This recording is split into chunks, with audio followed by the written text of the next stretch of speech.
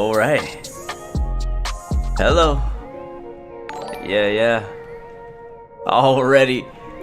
Nathan, thank you for that sub, my friend. Thank you so much for your continued support to the channel. And for the rest of you guys, what's going on? Let me see those airplane emojis in the chat so we can get started for today's flights. Oh yeah. Oh yeah. Yeah, I was like scrolling through some of my tracks and I was like, man, I could play the normal stuff, but I just couldn't. Like this one just like it hit me different, you know what I mean? But what's going on, beautiful people? Welcome back. I have really been excited and I couldn't wait for this stream because I have been mad busy since we last saw each other. We flew the Boeing 737 from PMDG just yesterday, flying United Boston to, Washington Dulles to Boston. And since then I've been working and I've been thinking about this plane. I've been watching other live streamers stream and I just couldn't wait to get back into the aircraft. But this time, ladies and gentlemen, on Microsoft Flight Sim, we're gonna be rocking the PMDG 737 cargo variant with the Prime Air livery. When I saw this livery pop up on flightsim.to, I got super excited. I was like, I'm flying this today. Like, I was like, I got to. You guys know how much I love. This is my favorite. I'm not sure if you guys know this about me, but my favorite aircraft livery is the Prime Air livery. It just, the blue color just pops in the sunlight. If you see this plane in real life, I mean, you can see it from just miles away. It's just not as bright as Spirit, but it's still beautiful. So anyways, super excited to be flying this livery and flying Prime Air cargo. This is a proper cargo variant, so it does have an opening door and stuff, which I have not looked at yet. So this is gonna be my first look along with you guys. So I'm excited. We are in Pittsburgh right now, and we're planning to fly down to Nashville, Tennessee. And then if we have time, we'll continue from Nashville, Tennessee over to Toledo. All right, so that's today's flight plan. I had a good pilot friend of mine, so big shout out to him, who actually flies Prime Air in real life. He actually flies for Sun Country. So I was gonna fly Sun Country, but then I saw on the door that this particular livery is made for Southern Air. So we're gonna be operated today by Southern Air. Our call sign's gonna be Southern Air 116. I think we might have some ATC around in the area, so we'll stick around with them. But yes, today, Southern Air 116, got the stairs already attached, and I'm ready to get started if you guys are ready to get started. Marcin, welcome to the stream, my friend, good to see you. Caden, welcome aboard, my friend. Kid named Kenny, welcome to the stream. Cone Head Count, what's up? Or Head Coconut, what's up, bro? Welcome to the stream. Cameron Evans, welcome aboard. Midnight Maverick, as always, good to see you, bro. Welcome aboard, man. Julian, welcome to the stream. Finn Singa, welcome aboard. Games for you 19er, good to see you. AP Dude is in the house, welcome to the stream, man. Deuce Legend, welcome back, bro. My #1 flight navigator. That's so he says. Manny Durant, welcome to the stream, man. Good to see you. Max that pilot, welcome back, mate. Good to see you, bro. I didn't even say that right, did I? I didn't do mate right. Yeah, I don't do mate right. Americans don't do mate right. Turt Hankar Das, welcome to the stream, my friend. Representing India in the house. Welcome aboard, man. Good to see you. C-Bar, hello. El Bapino, welcome back, my friend. Bonjour, ça va? Always coming through the wine and the cheese. Merci beaucoup, bro. Welcome to the stream, guys. I had to play the beat. The beat has to set the mood for the whole stream. Now you know where we're at. Let's go ahead and end it. Let's hop into the cockpit, into the flight deck, and let's get this baby fired up. Well, first we need to get some packages on this flight. We got same day delivery from Prime Air, and I have a question in the chat. First come, first serve. What are we delivering today? Give me 5 different products that we are delivering, and I'm gonna put all those in the back. Will be full of that. So yeah, let's do that. All right, so I am gonna get the aircraft going while you guys decide what we're gonna be loading into the plane. Let's see, battery on. Oh yeah, there we go. And do I know how to fly Boeing? I just had like a brain fart. All right, I'm gonna get the emergency lights on. That's on auto, that's on off. Wow, brain fart. I just like completely just thought Airbus for a second. We'll go, this is gonna go there, that's gonna go to align, and we should look down and see a live FMC. There we go.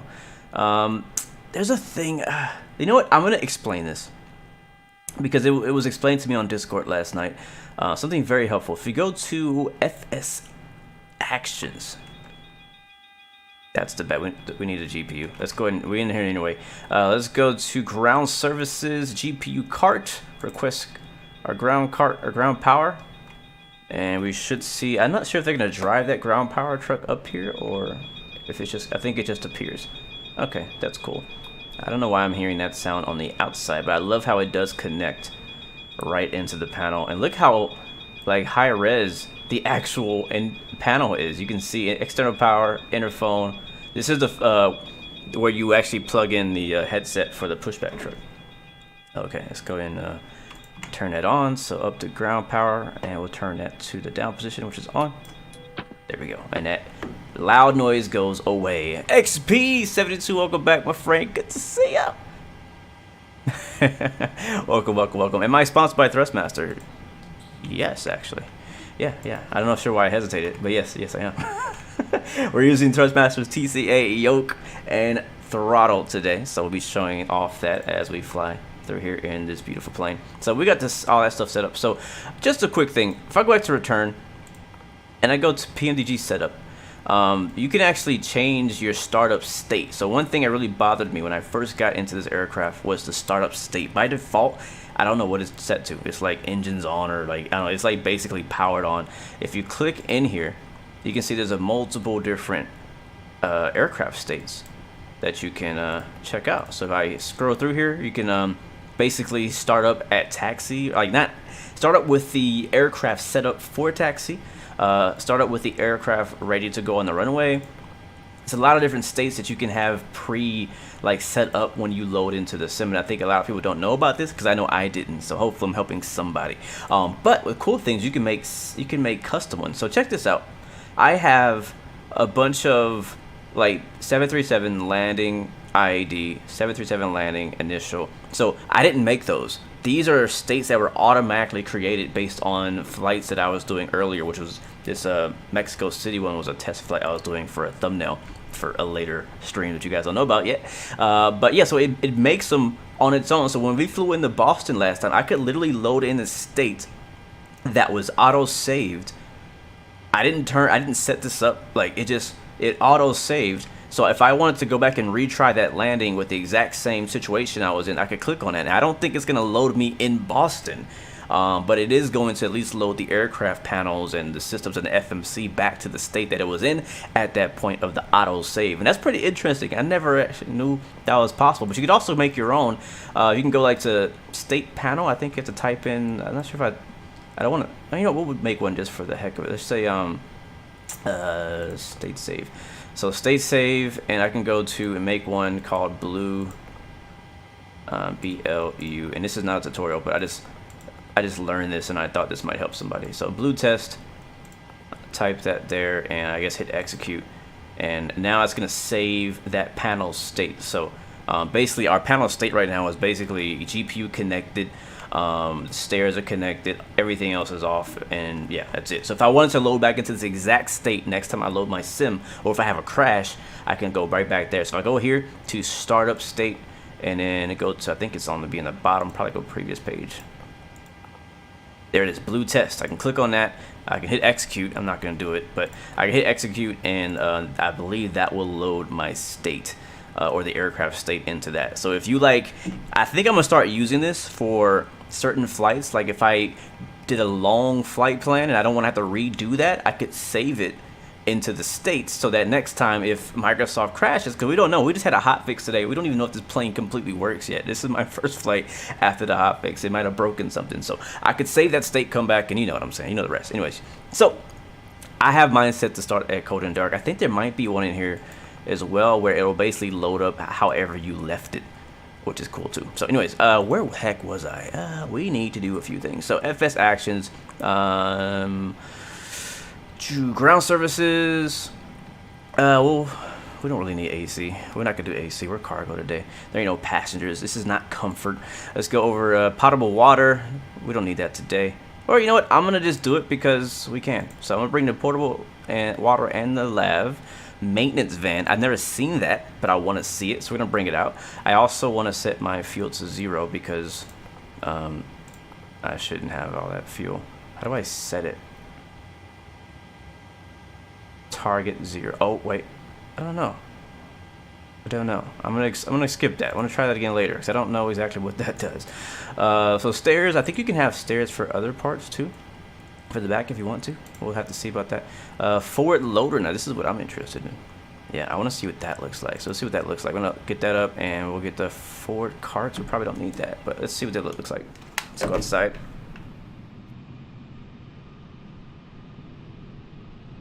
I want to see the door open up. I probably have to open. I think we call it the loader, but we actually have to open the door manually, separately. Where's the loader at, though? Or is it the one for the left side? Or the right side? Yeah, that's the... Okay, so the one we called up was the right side loader, which is not what we want. But they did open, so that's fine. We can assume that we put some baggage down there, too, or something. So we'll leave them out there. That's pretty cool. And I'm gonna get this side open. This is the one this is what I've been waiting to see right here. I want this view right here, standing on top of the stairs. And I want to catch that door opening. So let's hurry up and get that going. So, alright, so we're gonna leave that as is. Pallet loader.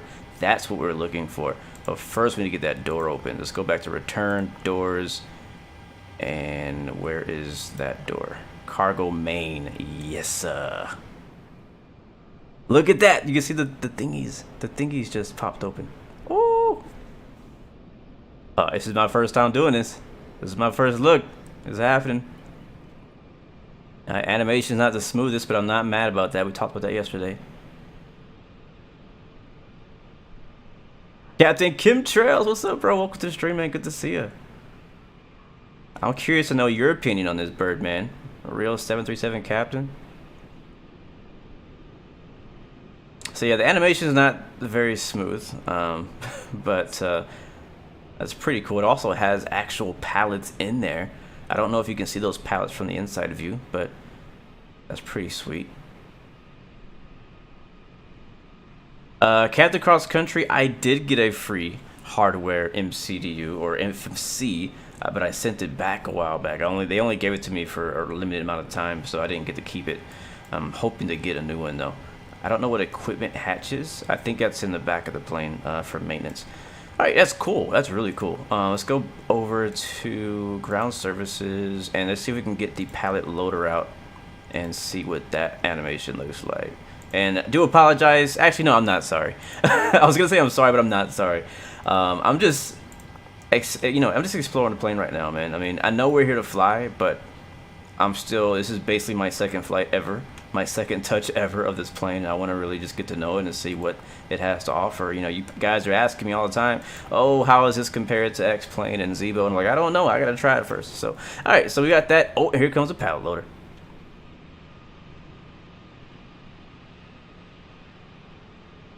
Oh, that sucks. Oh, no, you can't load Microsoft because the hotfix broke your whole Microsoft. That is horrible. All right, look at that. Here comes a truck. Yeah, I was really afraid of that happening to me as well. You can see it's raising up to be level with the cargo bay. Yeah, we're probably only going to fit one flight in if I'm going at this pace.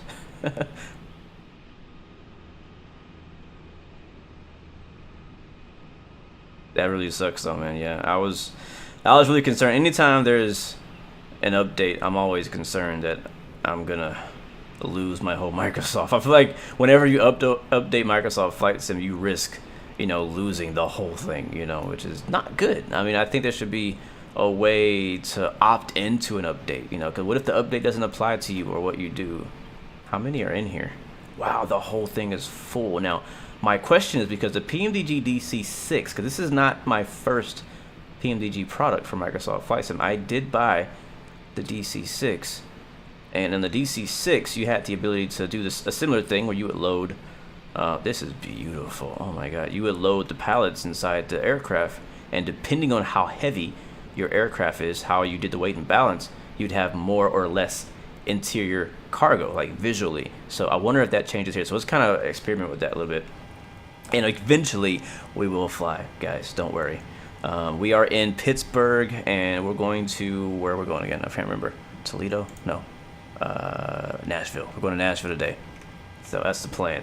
And I think ATC's on. Let's see if I can get connected to them. Yeah, Pittsburgh ATIS is online. I got my radio panel working. 12725. yeah, radio panel is a freaking game changer. Not sure if it's gonna work because I'm not sure if it's on. Let's see if that's in sync. Yeah, that's in sync. 12725. Yeah, I think it's just not working. It's just not audible. So we'll switch over to 119.35.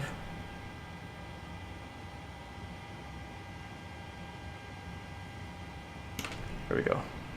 We should start hearing some voices eventually if somebody talks. All right, so let's get loaded. I do have a SimBrief flight plan, but I don't think SimBrief has the cargo version of the 7.3 in there, so I couldn't really get a really accurate one.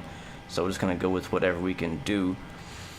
Right now we have 27,000 pounds. Sheesh. Let's start off with our fuel. I'm gonna zero it out so that we can load it with the fueler. There we go. So that's completely empty. Payload. I'm gonna go with 0 everywhere. Spare wing 73 ready to attack. And again, this is, you can actually set this up ahead of time, save the state, and then whenever you load into the sim, it'll load in with 0 cargo, which is, I'm gonna do that after our stream. What else? I think that's it. So payload is zeroed out and fuel is zeroed out. So now we can go to ground services. Brandon, did I fix the problem with my honeycomb gear lever? No, I didn't. I'm just gonna have to press G for now. Air start, that's good. Let's see, potable is already out there. Fuel truck, so we want, let's see, how much fuel do we want? 12,903. Exit ramp via Victor 1, taxi Victor Echo Whiskey. So it's 12903. Alright, 10 center. And then we'll hit request fuel, and then we'll go outside and we'll go to the right side, right wing. Go through the door, and we should see the fueler come up. And he's gonna drive through all that equipment right there. Now we are outside short final.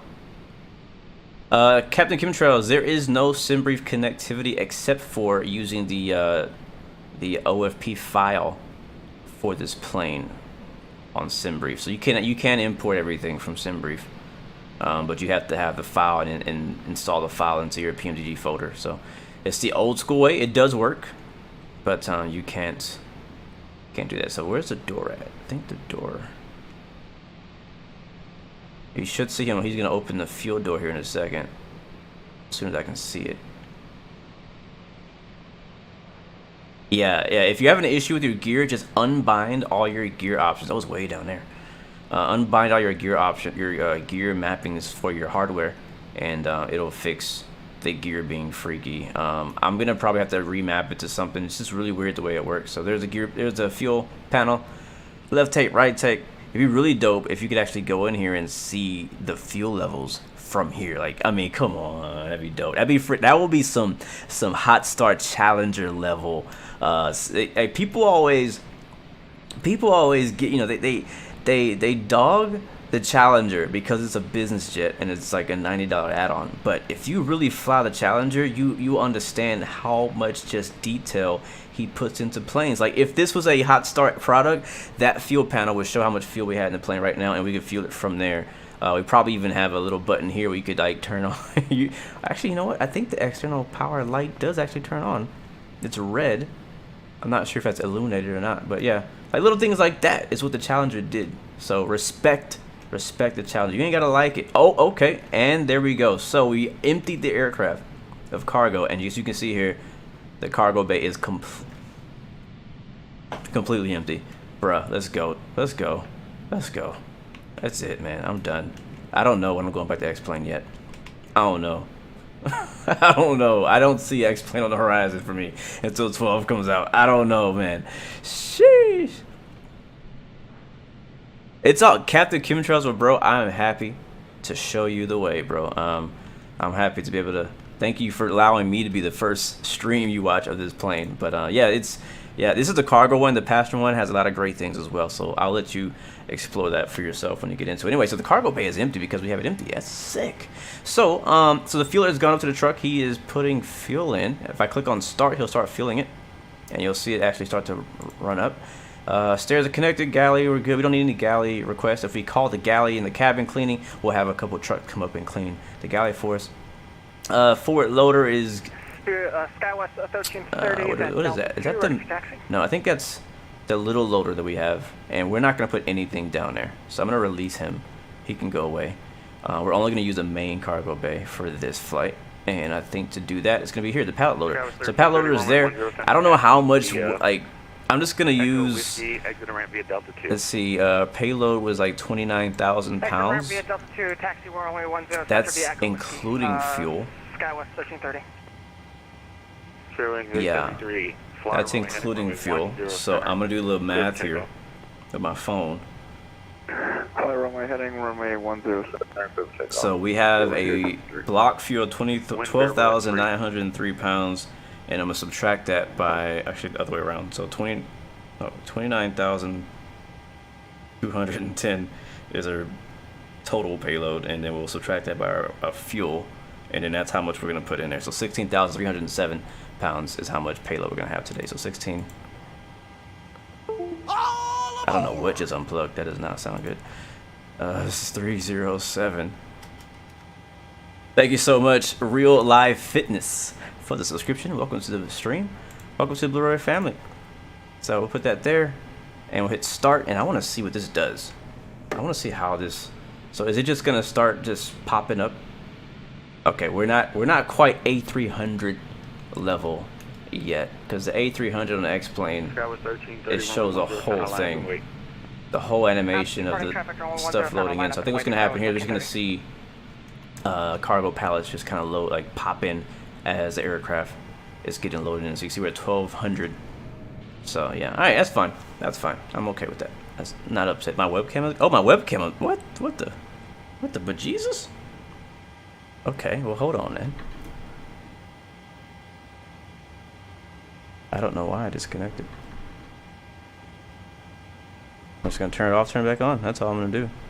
That seems to fix most things. Now the problem is, hopefully it's still in sync, because there's a lot of times if I plug in my camera, there I am. After, I think it's okay. Yeah, I think we're good. If sometimes when it comes out of sync if I don't plug it in before opening it OBS. Anyways, that is set up. We got cargo coming in. We got 3,000 pounds down. That's gonna continue loading. I'll leave that camera there for later. Anything else we can do in here? That's it. All right, let's go and get the actual flight set up. I know I've been taking my sweet time, but just a lot about this plane to learn. This is, my first.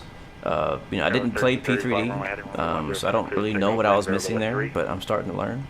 So fuel's already loaded. I'm gonna go to FMC now. Position in it. We are in Kilo Papa India Tango. Leaving 2,500 for 5,000. Put that right there.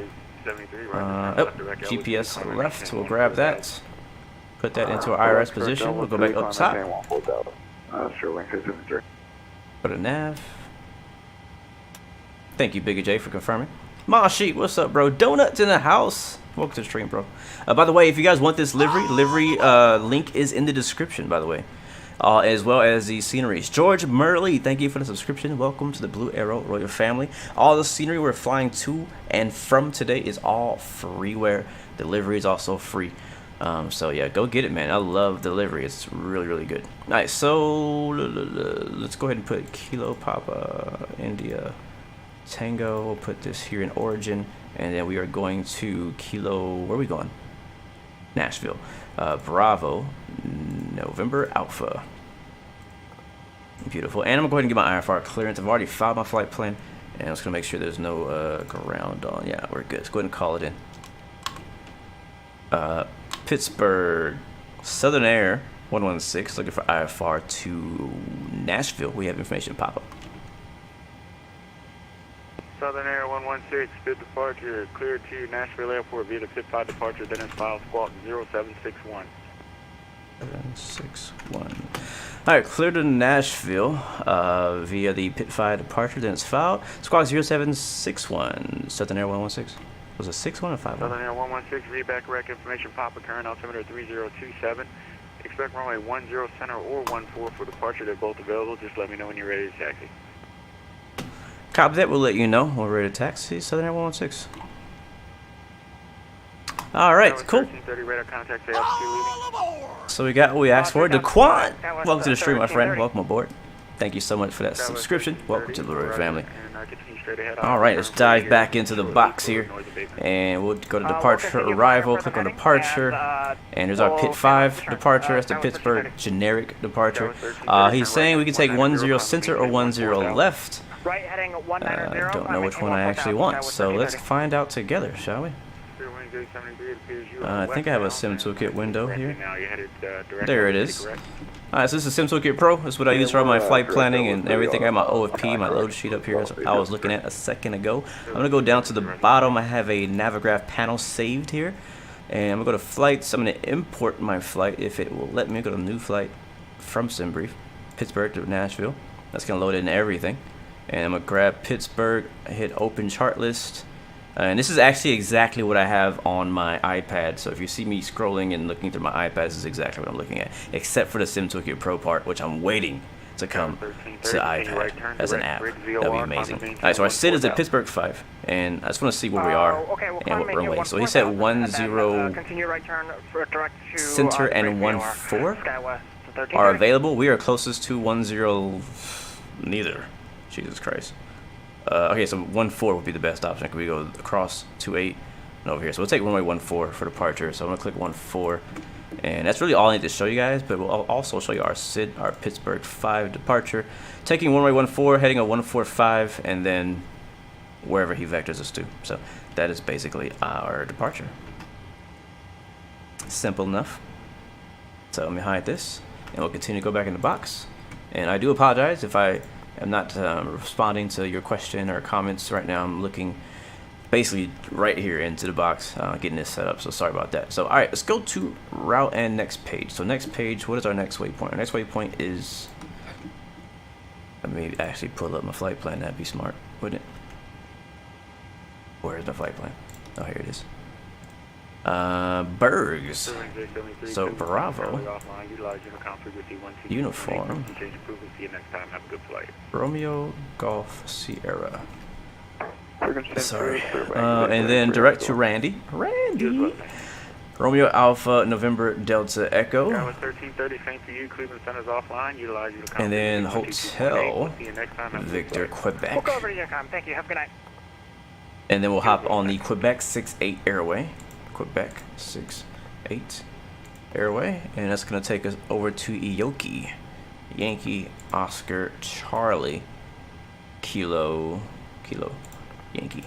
And again, you can import all this straight in from SimBrief with the SimBrief file. There's no way to actually just go right like the web-based importer. You have to physically put the file into your PMDG folder, and that's the way you can load it in. And then from there, our last waypoint and transition to our arrival is Grote. So Golf, Romeo, Oscar, Alpha, Tango. Now last time I tried to fly into this airport before the hotfix, I had to crash the desktop. So let's hope we make it all the way there. And hopefully we don't have any failures either. That's been happening quite a lot lately. So alright, so that's good to go. We'll go back to departure and arrival, and we're doing the Paisley 4. And we're expecting to possibly get, if ATC does not hop on, we'll probably get runway 02 right. So we'll look for Paisley 4. And I guess, I don't know what B means, 02B. I guess it means 02 both runways. That's probably what that means. Yeah, let's go with that. 02 for both runways via Grote. And then we're going to get ILS 2 right via SYI transition. And then that's it. So go to the route. We haven't activated it yet. We'll go back through and check it. Make sure there's no discontinuities. There seems to be okay. Beautiful. All right, let's go ahead and activate that and execute. And now we'll go back to do perf init. And we got our ground weight, 0 fuel weight, and our reserves. I'm just going to use the SimBrief numbers. It's probably not going to really match because we did change the kind of like the weights. We don't have any passengers. SimBrief's profile is not technically correct. So we'll just use the numbers from SimBrief to make it easy on us because I'm not here to be a calculator. But we'll do our thing. So for our ground weight, we're looking at 12,600. That's not right. 126,000. Ciao, Katarina, welcome to the stream. Yes, it is very annoying when scenery doesn't load in. I 100% agree with you, man. Alright, 1, 2, 6. I guess we could put 126.3. Southwest 155. Yeah. limited approach. Did you file your flight plan and get confirmation? I don't have anything on you. Our planned fuel is going to be... Hold on. Who that is? Who just showed up? Silas Peterson. Welcome to the stream. Thank you for the follow. And welcome to the Blue Arrow Royal family, my friend. Good to see you. Is there a PMDG profile on SimBrief? I'm not sure. I haven't checked. I honestly have not checked. Is filed. Contribute to squawk, please. Captain Explorer, I'm using Sim Toolkit Pro. 0745. It's the other app you saw earlier, but I also use SimBrief to actually plan the flight itself. I just import that data into Sim Toolkit Pro. Much easier to read it there and use it for other purposes. All right, so for fuel, I'm looking for. Yeah, planned fuel 12,000. This would be like put 13.0. Yeah. All right, we'll rounding up. Start at our discretion. We'll caution ram controlled. And then 0 fuel weight, which I found out last stream, you do have to put the 0 fuel weight in or VNAV won't work. So now I know, and now I'm doing a 0 fuel weight. Even though it automatically populated, I can actually click on it and boom, hit it there, which is actually going to change some things because I think it's correcting for what we actually don't have. For reserves though, we're going to go with, I think it's going to be probably 2.1. Yep, 2.1. 2.1 right there. Cost index is going to be 17. That's 17.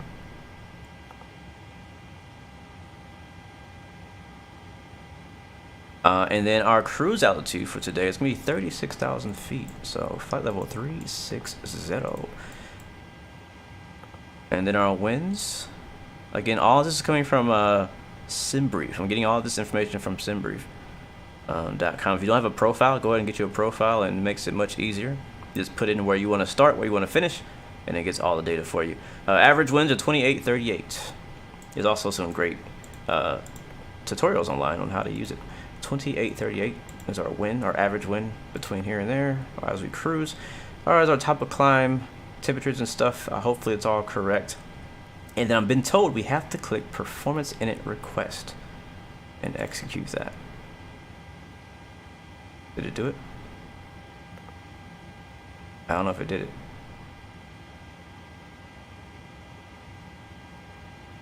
C-Bar, no, I'm not ignoring FSC. We do have an FSC group. If you're interested in FS Economy, come join Blue Arrow charters. But we're not doing FS Economy flight right now. But we will need to do one again in the near future with one of the new planes. Let's see. Okay, so I guess it's good. Perf init uplink. Done. So I guess that's good. Somebody told me that I need to do that, so now I did it. Alright, takeoff page, flaps 5. That's usually what we use.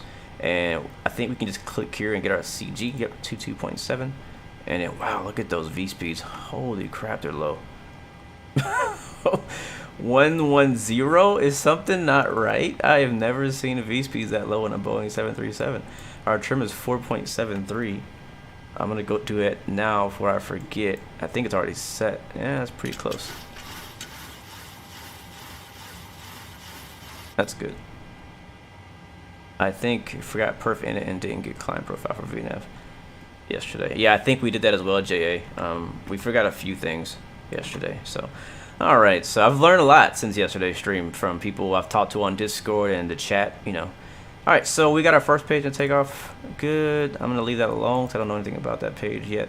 I think we're good. I think we're good. So route page is done. If we go to climb, we should have a profile. Go to our legs page. Make sure we have everything. But is our IFR clearance to Nashville still valid? Yeah, I see numbers. As long as I see numbers here, I'm happy. So I assume that it worked and VNAV is gonna work for us. So I think we're okay. So cool. We've already requested everything. We got our stuff ready to go back to our menu and see if they finish loading everything and get all the GSC removed. You can see this is actually more cargo than we had before, so that's good. Menu. Pittsburgh approach. FS actions, ground services. Next page. Well, we didn't see. Where's the maintenance van? We missed the maintenance van. It looks like 107. Just had to put it into So back here, if you didn't know already, this is the lavatory and the potable water that does connect to the back of the aircraft in the 737. There's no doors back here. But if we did connect the air start, or not the air start, sorry, the AC, new PMDG 737 that door does open. Pretty cool. Gorgeous. Yeah, that's what I wanted to say. Yeah. And then this door opens, is pretty dope. I actually didn't notice that last time around. Yeah, I don't see the making me maintenance jealous. truck. I feel like a peasant in the fly-by-wire. Where is the maintenance truck? I don't know where he's at. The thing, oh, there he is. He's in the front. There's the maintenance truck. The thing is, I know, like, working at the airport, whenever we see a maintenance truck roll over to our gate, we all just freak out, like, no, get out of here. Like, don't you dare come over here with a maintenance delay. We all trying to go home. Yes, don't care. I was thinking the same thing, man. I was telling everybody in the chat yesterday that usually you don't do the lav and the water at the same time because it's unsanitary. You don't want them to be mixed. All right, so we got all our fuel on board. We're good to go. We're gonna release the fueler, release the maintenance van. We don't need you today, bruh. Get rid of the lavatory trucks, potable water. I think honestly, it's one of my favorite parts about this add-on is having the ability to connect all the ground service equipment. I think it's pretty cool. We'll get rid of the pallet loader. We'll see him go away. We'll see everybody drive away here in just a second. Let's go ahead and get the APU started because we're ready to go. We'll get the fuel pumps on though. There we go. Did I do that right? Yeah, I did it right. Alright, APU's firing up. I wonder if we can hear it start from out here. I got a beautiful door starting. Yep, I hear the APU starting.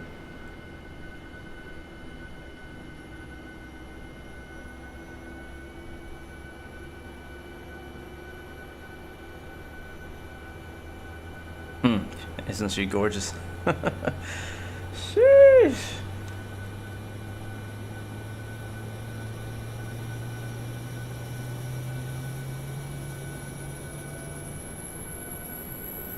So I guess the reason why this guy is still here is because I think you have to... I don't work on cargo planes, so I don't know a whole lot about how they work on the ramp. But I think there's a button over here you click on. I can't remember where it's at. I think it might be that button right there. No, it's a light. No, I don't know. I really don't know. Alright, well, he's out of the way. Let's get rid of the stairs as well. APU is ready. There's the APU. APU bleed. Packs. Listen to the packs turn on. Ground power disconnect. Now we can go into our FMC and get rid of everything. We are now completely disconnected and on our own power. So I'll go over to ground services again. Ground power release. You can also change the different types of ground power. So like GPU cart or external pit power, stuff like that. You can do that if you want to do. Let's see, next page. Potable stairs can be gone. We'll go back and then get the door shut too. Oh, okay, it did it by itself. Cool. Beautiful. Yesterday, in yesterday's stream, we tested out the pushback function, and I was delightfully surprised. Matter of fact, I'm going to use it today. Usually, I'm a big fan and supporter and promoter of the toolbar pushback, and I still highly recommend it. But what PMDG did really blew my mind yesterday. I'm going to show you guys that. Alright, so what we want to do is get the chocks, sorry, the parking brake on and get the chocks removed. I think that's in this menu. Yep, chocks removed. Return. I think we're all done in here. Now, this is another part, like a good time to make a state save if you wanted to start here at our APU's on, chocks release, like we're just ready to push. Like that'd be a good state to have, right? So back to FMC, nothing else to really do in here. We'll leave it on the takeoff page for now. And we are ready. APU is on. We need to put our squawk code in. We are cleared to push when ready at our own discretion. The squawk code he gave us was... Is that right? 3027.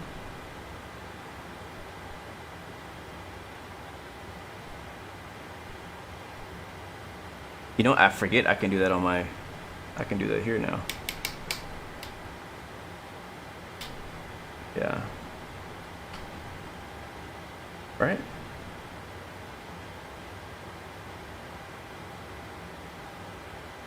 I guess not. I don't know. I don't know if the transponder works. Oh, okay, what's on there now? Whatever. Sure. I'm messing with my radio panel. I'll show you guys that in a second. Alright, cool. We're ready to push, guys. Let's go ahead and do that. So I'm going to go here to... I forget everything is in the FMC. Like I'm used to having an EFB. So FS Actions, Pushback. And we want to do a, not straight out, We want a standard L. We want the nose to the left, 90 degrees. What other degrees can I do? That's it, just 90. Can I type another one in here? Can I do like a 45? Let's see. 4F, 45. Oh, we can. That's pretty cool. All right, well, we're gonna leave it at 90. Can I do a 180? Can I do 180? I just have to know. Can I do a 180? No, okay. All right. Just wondering. Oh, yes, this is the cargo variant, Captain Michael. Amazon Air. All right, so standard L, 295 to the tax line. I don't actually know. Hopefully that's right. Select the tug. We'll take the TPX 200, whatever that is, and we'll hit start. Cockpit to ground. Go ahead. We've been cleared for pushback and start. They want the tail to our right. Copy that, ready to push. Tail to the right. Parking brakes release, please. All right, parking brakes set. Brakes released. Beacon light.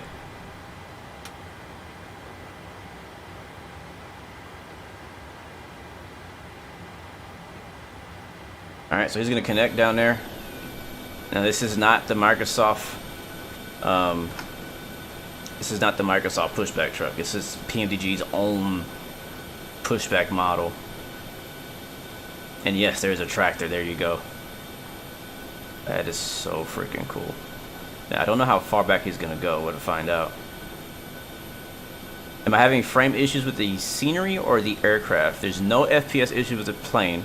It's probably AIG. I am running AIG AI models right now. There's nobody over here, so that's probably what it is. All right, while we're pushing, look at the engines going. Starting with the seatbelt signs. Starting with engine number 2, ground.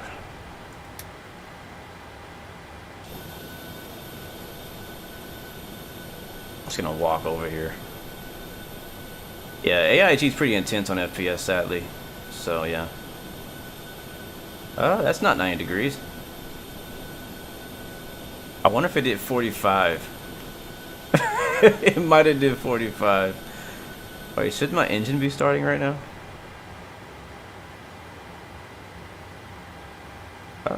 What did we forget to do?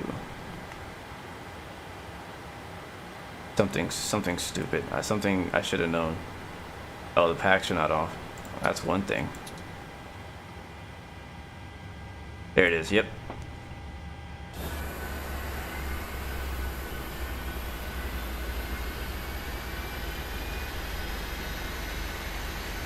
AP bleed, is that on? Yes, it is.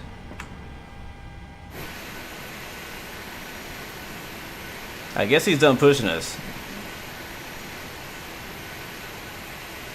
Alright, we ready to introduce fuel. Oh, S engine 1, we need engine 2. I'm not flying an Airbus. I'm gonna set the brakes because I think he's done. Brake set. Brake set, clear, disconnect. Have a good day, man. Quebec, current altimeter 3027. Oh yeah, altimeter 3027. Steering pin is pulled. Watch for the salute and release from guidance on your right. Have a good flight. Alright, 3027 in there. There's no altitude restrictions on our departure, so he also didn't give us an altitude in our IFR clearance, so we'll just assume 9-10,000 or so.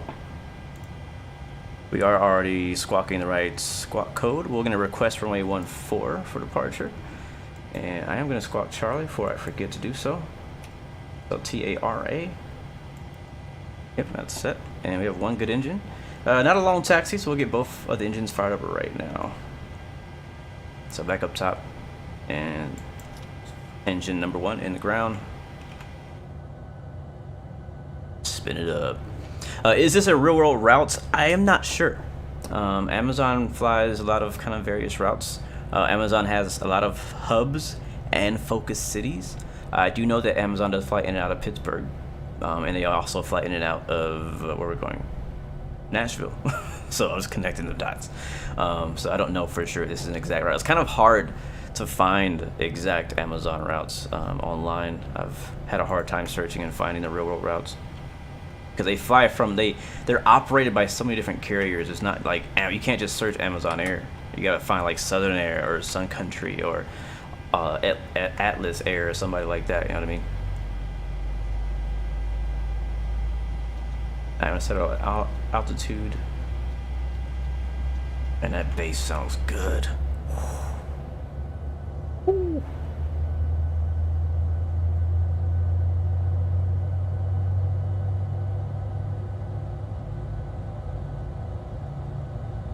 Oh yeah.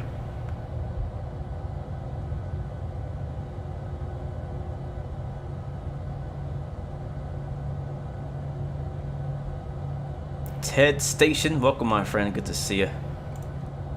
Hopefully you're enjoying the 737 as well. Do brake temperatures rise during taxi? Keith, that is a great question, my friend. Now, first of all, you're gonna have to teach me how to look at that. So I don't know where to see the brake temperatures, but I would love to see if it does. All right, we're good in here. Let's go to route. Let's go to takeoff. Both engines are good. They're stable. Here comes the gens. Pop and pop. We'll get the 8. We'll leave that where it's at. I'll get the yaw damper on. Probe heat. Hydraulic pumps. There's no recircle fan in this plane, is there? There's one right there. Packs back on after we get the AP bleed off. Isolation valve is on. And again, we'll set our altitude for our pressurization to 36,000. That went too far. There it is. What else do we need? I think we're good. APU's off. Fuel pump's good. Good. Overhead looks good. We'll set our RTO. We'll set our flaps to 5. I will not arm the flaps. Hey, I do listen to you guys. And we're squawking Charlie. We are ready to taxi. Yeah. Flight director's on. And I'll do the rest during the taxi because we got to put our heading and all that stuff. So brakes release. Both engines are running. I think the plane, depending on the slope, it could start rolling on its own. Looks like it's not going to today because I'm talking about it. The tiny bit of power.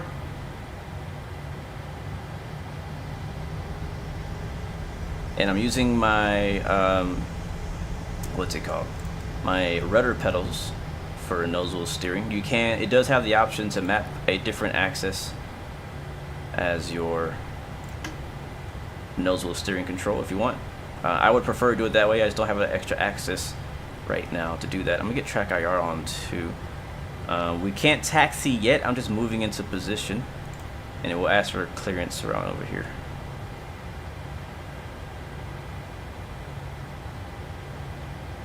And hopefully VNAV works today. Yes, sir. Yes, sir.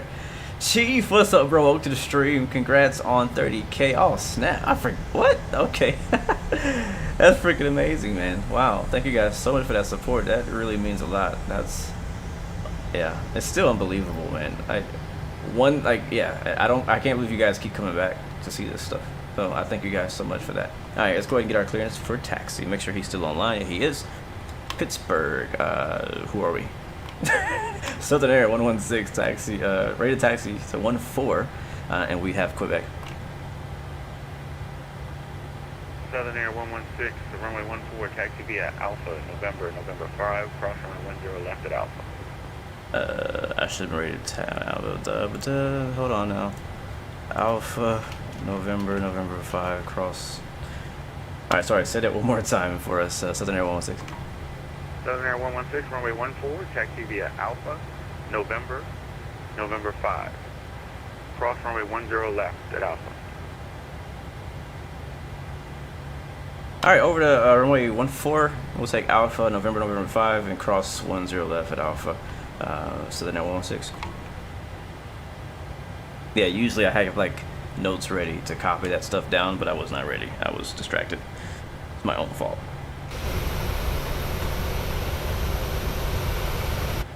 Oh yeah, this plane just does it right in so many ways. Is track IR working? Haha, yes it is. Brakes should be released. We are ready to go.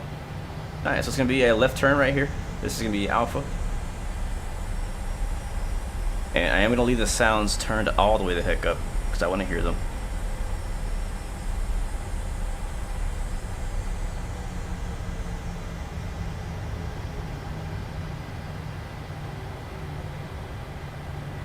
APU is still on. I thought I turned it off. Guess I, nope, I did not. Good catch. Alright, now it's going off, and runway turnoffs, and taxi lights on. Yep, hey man, chemtrails always keep me in check.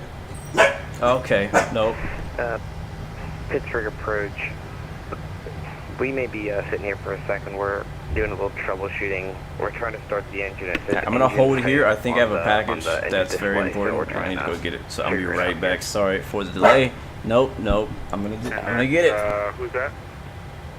Southwest 155. Southwest 155, copy on.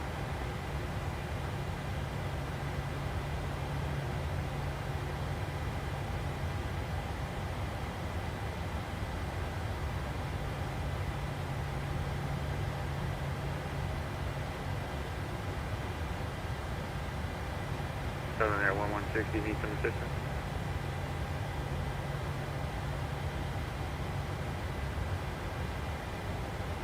Was that for Southwest 155? Negative. Southern Air 116, are you in need of assistance?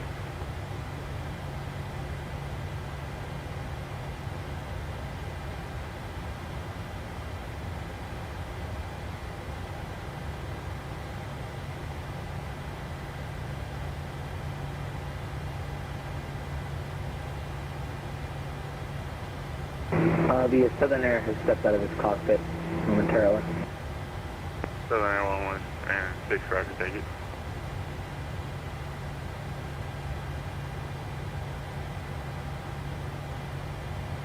All right, sorry about that. I had a very important package. We missed it yesterday, and they came through. I didn't even hear it. I did not hear it at freaking all. Hopefully we still have our clearance to taxi, so I'm just gonna go. Oh man, I ran up the stairs. He was literally like walking back. He was like getting back in the truck. I was like, no. They called me? Getting back. Southern Air is back if you want to call them again. Southern Air 116, ready, ready. Southern Air 116, so sorry, I have to step away for an emergency. Southern Air 116, roger, no problem. And you are ready to continue taxi? Yes, I am ready to continue taxi with previous instructions. Southern Air 116, roger, you're still clear to cross runway 10 left at Alpha to runway 14. Alright, we're gonna cross 10 left here at Alpha over to runway 14. Southern Air 116, thank you for the... Alright, let's go. No problem. Whew. Alright, this is not an active runway, but I'm still gonna start our strobes. Over here. Bruh, if the dog didn't freaking like bark, I would not have heard. We would have missed it. Yeah, we would have missed it. Yeah, man, the VAT sim is gonna be full of 737s for weeks, man. Like, I mean, yeah, I mean, here's the thing though, because I mean, there's a A320 that might be coming out soon. Alright, that's 10 left. Here's November. There's still a A320 from Phoenix. I think it's Phoenix, coming out very soon. So we might have to touch on that a little bit. Yes, I am on VATSIM right now. And we'll continue straight. I think this on the left is a de-icing pad. Or run-up area, one of those. You know, I didn't know the elevation here was 1,000 feet in Pittsburgh. Wow. Sun Country Airlines 3013 Amazon Air flies from Dallas Fort Worth to Charlotte daily, even though it says 800. That's a good flight. Oh, look at all this this scenery is okay. The elevation of this scenery is crazy. Now what's crazy is actually in real life I'm looking at the elevation of the runway we just passed, which is 1,174. And the elevation of the runway we're going to is 1,148. That's a 30-foot difference, 30-ish foot difference. So yeah, there is actually a pretty big slope there. But terraforming wasn't perfect, but it's good to have some variation. You know, a lot of airports are kind of built like this, kind of like Denver, but it's a bit not smooth as it should be. So here comes November 5 on our right, and we're going to call them then when we're ready to go. Pittsburgh, Southern Air 116 is at November 5, 14, ready to go. Southern Air 116, roger, runway 14, clear for takeoff, fly runway heading. 14, clear for takeoff, runway heading, Southern Air 116. Alright, let's get everything on. There we go, strobes are on, runway is clear. Yep, it is. Does Amazon Prime do this flight in real life? I'm not sure. They might. They might not.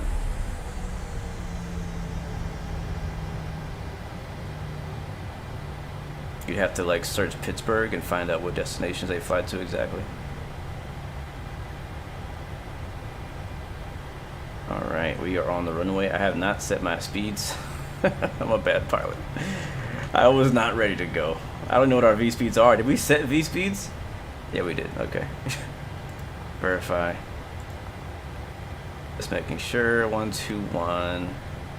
Don't want to take forever. We're already even clear for takeoff. That's a big no-no. You should never get on the runway if you're not actually ready. Do not learn from what I'm doing right now.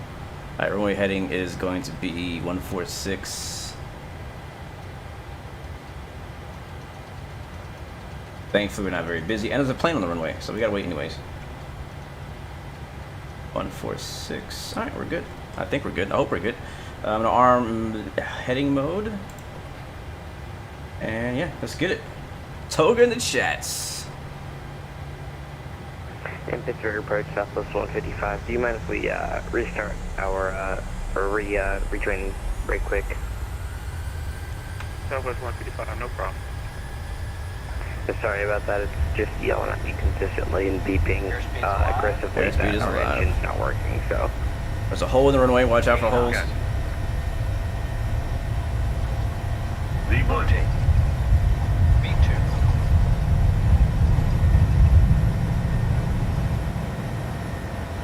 Positive ready to climb. You're up. Maybe. Yeah, there's a gear.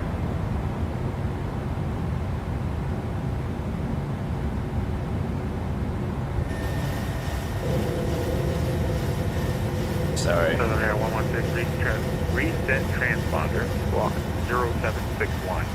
Oh boy. Alright, we're gonna need autopilot. 0761, Southern Air 116. Why was my autopilot not armed? Delta 3957, just short of Victor 5, ready to taxi. Delta 3957, runway 10 center, taxi via Victor Echo Whiskey. 10 center, Victor Echo Whiskey, Delta 3957. Alright, autopilot on, heading mode, level change 210 knots, and transponder. Southern Air 116, ident. Stand by. Pittsburgh approach, Southwest 155. We're back. Southwest 155, ready, thank you. What? Get out of here with that. Where's the ident button? Oh, there it is.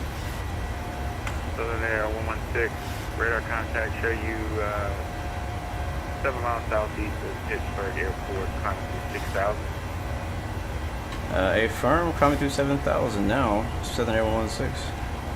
Southern Air 116, roger, turn right direct 80 intersection, climb and maintain 14,000. Right direct heading intersection up to 14,000. Southern Air 116. Alright, where is that? Let's just go right first and then we'll figure out where it's at. So get a right turn initiated. 14,000's also been approved. And direct to some intersection somewhere. Randy. Was that the Randy intersection for Southern Air 116? Negative 80, Alpha Hotel, Tango, India, Yankee. Alpha Hotel, India Yankee. What the heck is that?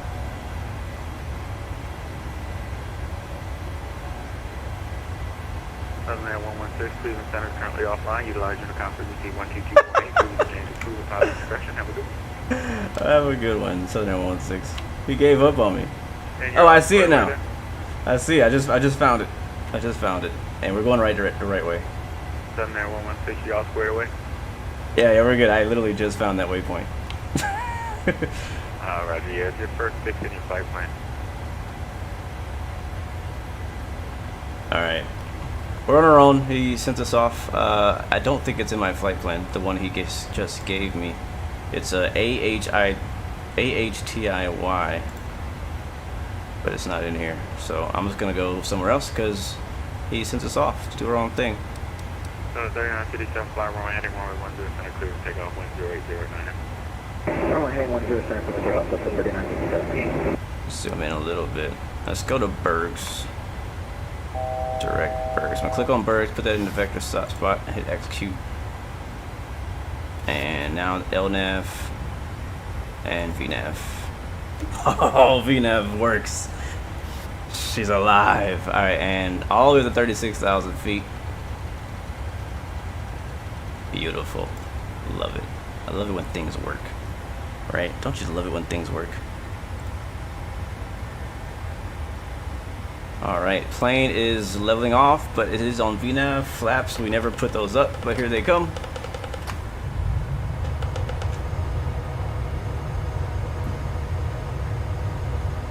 This is why I need a co-pilot. I was busy looking for a waypoint and forgot my flaps. We probably overspit them, but I don't know. We'll see. This thing climbed out like a rocket. Like I said, our V speeds are like 1 to low 20s. And we're already at 14,000 feet in like less than a couple minutes. It's crazy. This thing was really fast. I'll put the gear to off. Set that. Flaps are up. Speed brakes are good. Oil Justice 1 for your radio check. I will go ahead and get the radio 13, pitch park loud and clear on me. on Got 2 lane shot. Unicom.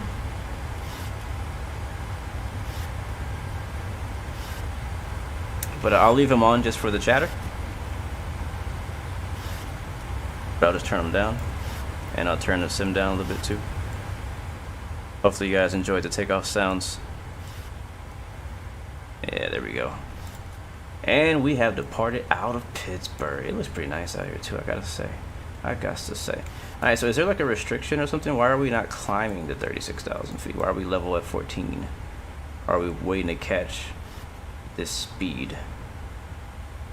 Does the reverse thrust work now for the Thrustmaster Boeing controller? It has always worked for me.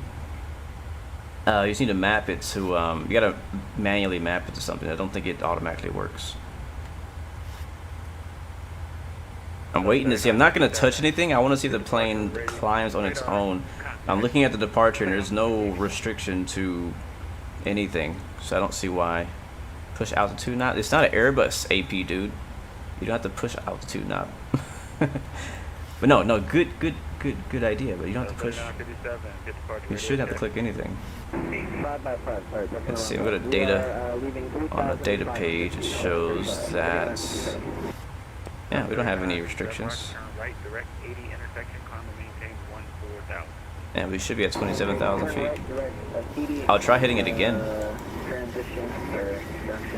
Oh. There we go. Project XVI. Welcome to the stream, man. Thank you, man. Alt intervention. We could try that. Okay, it is climbing. I think it started doing it before I hit that button, though. So I basically turned it off, turned it back on. And it seems to have fixed it. We are above 10,000 as well, so we can turn off the land lights, tax lights, all that fun stuff. What else? Wing wells, anti-collisions are good. That's good. No lower light needed.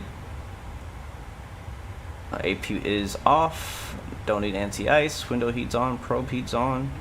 Leads off. Yaw dampers on. Pittsburgh approach, Southwest 155, ready to go. Looking good, passing 16,000 feet. We'll get ready for standard here in a little bit. I did forget the chrono, as I always do. I always forget the freaking chrono. So alt intervention, which you normally push, it might have did it. It might have fixed it for us. Oh my god, it's just gorgeous.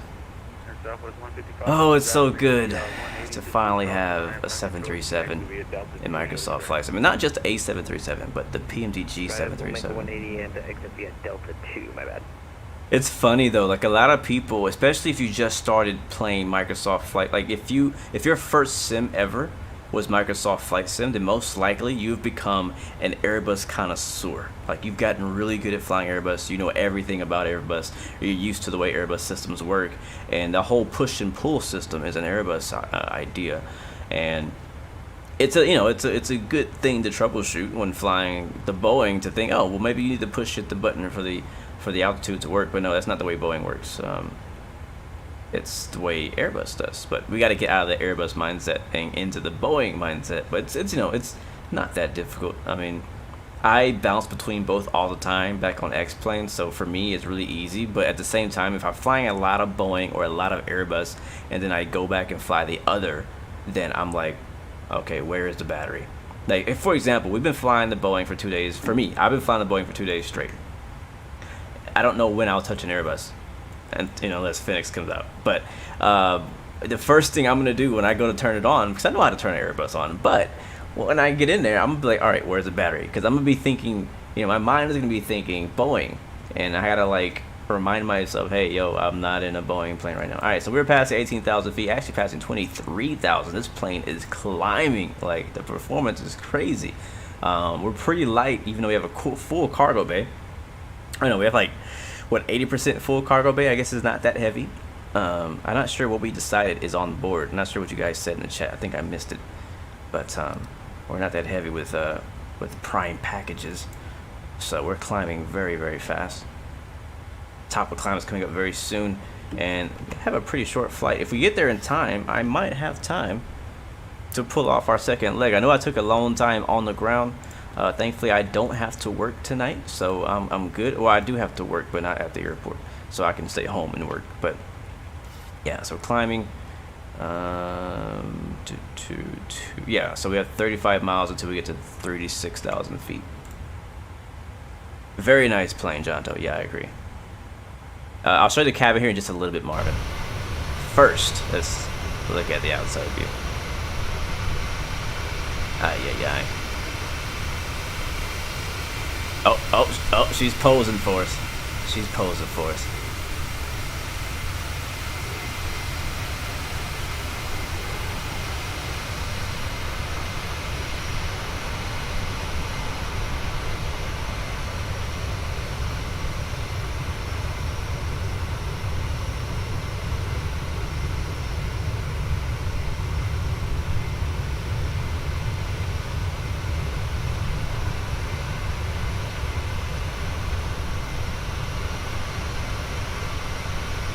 Oh no. Moa in the chat just said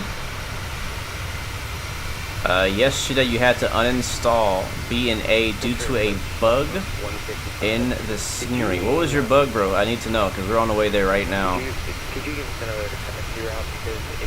I love these mountains out here. They're really interesting looking. The flight sim oh yeah. And it happened to you yesterday? We might have to divert, guys. I'm not kidding, because what was it? I was flying the MD-80 on a test flight late last week into Nashville, KBNA, the same place we're going today, and I had a crash on final. Oh my god, so now multiple people in the chat are saying flying into KBNA you had the plane crash to desktop.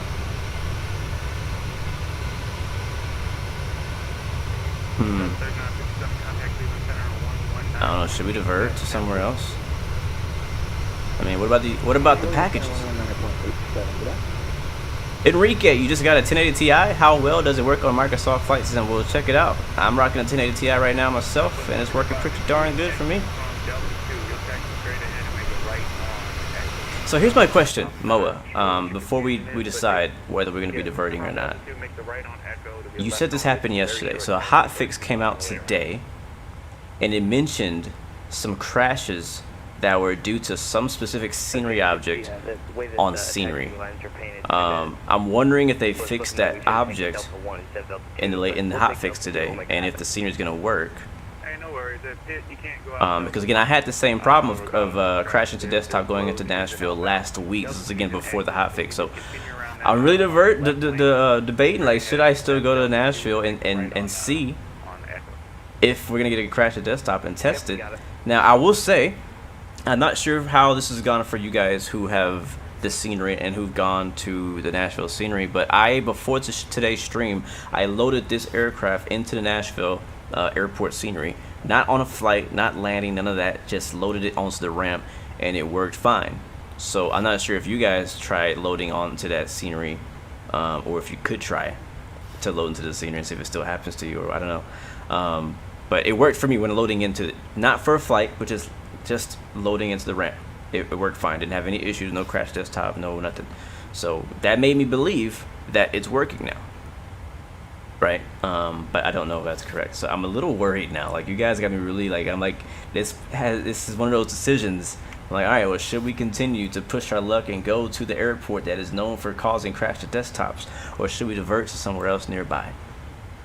Yes, I guess we can make a poll in the chat. We're about to reach the top of the climb. We're about, what, 200 miles away from our top of the ascent, and we could do that. It was on final as well, Moa. Yep, same thing for me. That is very true. Ooh, good idea, Captain Kim Travis. Could I do a save state and respawn? That is a great question. Alright, I'm gonna make a poll. I'm pretty sure I know what you guys are gonna say. I'm gonna make a poll in the chat, and we can decide. We first need to find out what are our options for diversions. Where else would we go? I'll tell you, man, I can't have a regular stream anymore. Every stream there's something. There's a twist. There's a twist in every stream.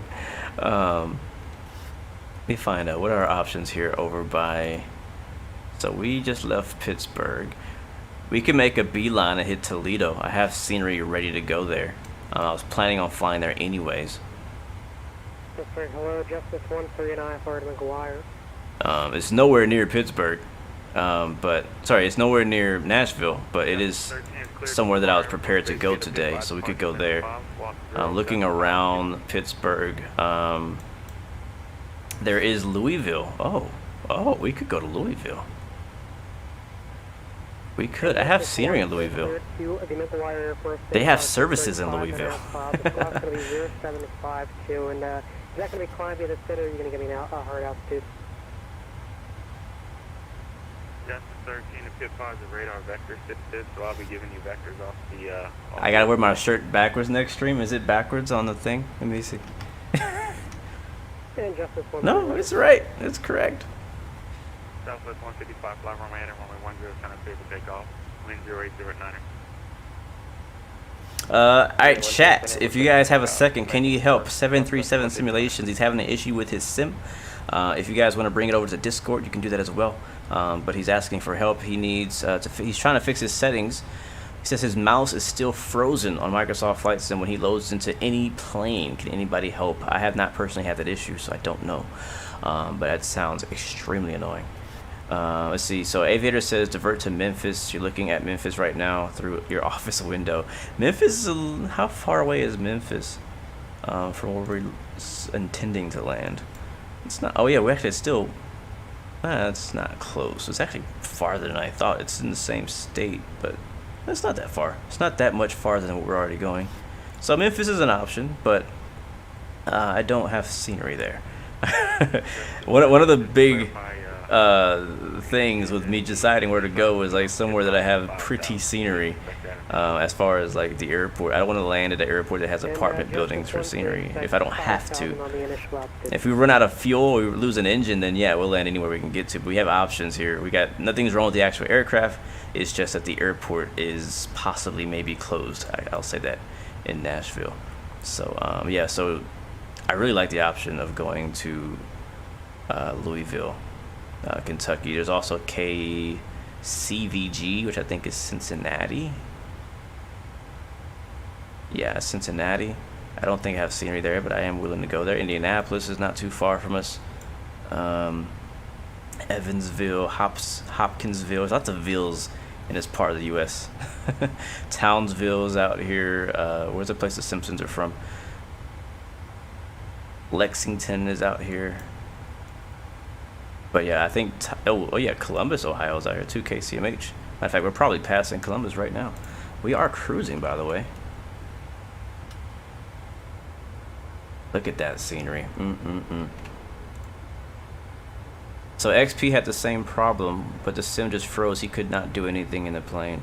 Dang, man. All right, so I think Nashville's gonna be out. Like, I'm gonna have to test Nashville off stream. I would rather go somewhere else than have a crash to desktop and not be able to land at all. Brandon, I'll show you here in a second how to save your flight. I don't know if it's going to be able to load in the air, though. I think it's only saving the state of the aircraft, not the position of the aircraft. I do have live traffic on. UPS to the rescue. Yeah, technically, if we land in Louisville, we could get a UPS to take it the rest of the way to its destination. All right, let me catch up in the chat. Chattanooga, Toledo, Louisville are all diversion options. St. Louis as well. Chicago, we could make it to Chicago. Knoxville's a good option as well. Yeah, that's true. Yeah, I think Louisville will be perfect for us. We are a cargo plane. John Franco says, who turned on a sauna here in Texas? I know, bro. It is freaking hot this week. It is bad. There's a ground stop in B&A. Yep. All right. I don't think we even need to do a poll. I'm going to do it just for the heck of it. But I don't think we even need to do a poll. I think I know the answer. How do I make it? Here's a poll. Amazon diversion. Yes or no? All right, poll is up. Indianapolis, ILN, Knoxville, Tennessee. I do really like Louisville, though. I think I bought Louisville scenery from FS Dream Team, I believe is who it was. Fort Campbell, K-Hop. You know what? We might just go to Louisville. Oh, 91% already says yes, we need to divert. All right, let's go ahead and plan for that. Big J, welcome to the stream, man. We just got to our cruise level, man.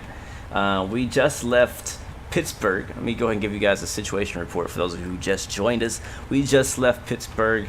We are headed to Nashville. The only issue is there is a ground stop in Nashville. They are not accepting incoming flights.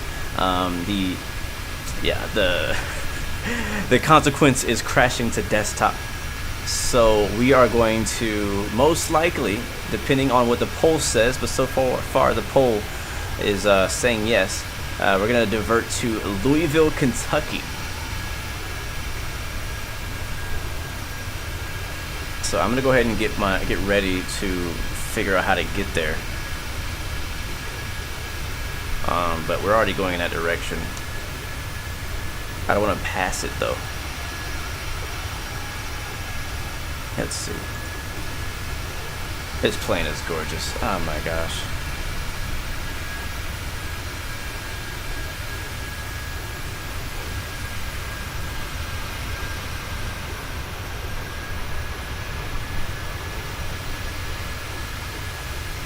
Look at the bottom too.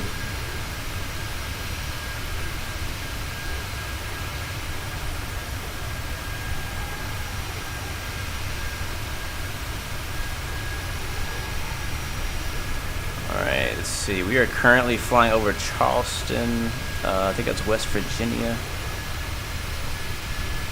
So I wonder if we do a diversion, could we still get to... Now, I've never really done this in the air. Like, can I make a flight plan that goes from present position to somewhere else?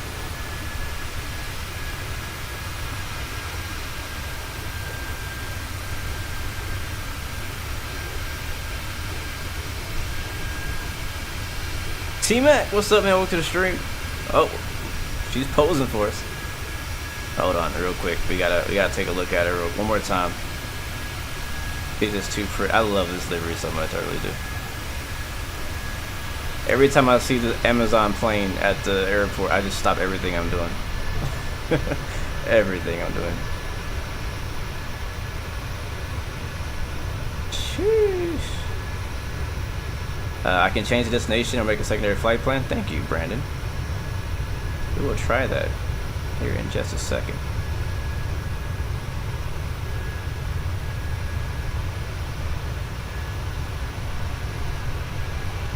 Very nice.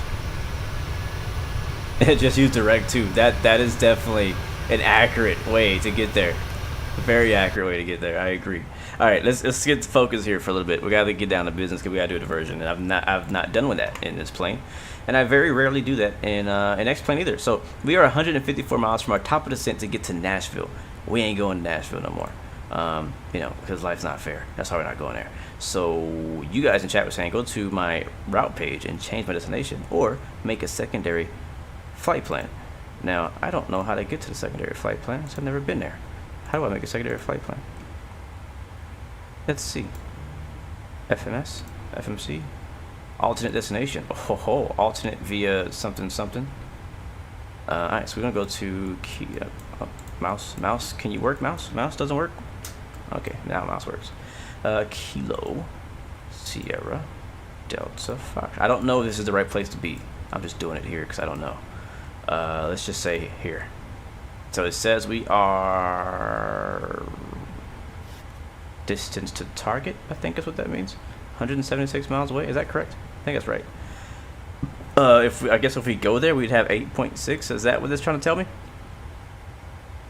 Here's alternate SDF via direct. Trip altitude 37,000. Actual wind. Game crash with this. Scene rate goes to nearest airports. Yeah, I mean these are all here. We could go to any of these places, but I want to go to SDF. Wait, where was I? I'm lost. Route? No. In it? No. Menu. FMC. Alternate. There we go. SDF. Alright, so how do I know I want to go here now. So how do I go here? Like, I know that I want to go here, but now how do I make it go here? Next. No, nothing.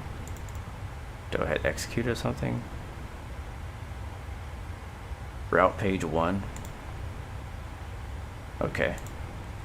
Alright, here's route page 1. So I guess I just change it. I just change it here. Oh, alternate destination. No, that's not what I want to do. Page 1. Okay, so I was going to put it in here and we'll just do it. Okay, this is good to know because this may happen again to us in the future. So it's good to learn how to go to an alternate. So modded route. Okay, SDF. Okay, I'm scared to hit depart. Okay. So this is the rest of the route. So I guess we just put an arrival in. I don't know. I'm going to make something up. What's weather and whatnot in Louisville? So METAR. Execute it? Okay. Okay, let's see what happens. Alright, so it still wants to go to the Yaki. Oh, here's SDF. Like right there.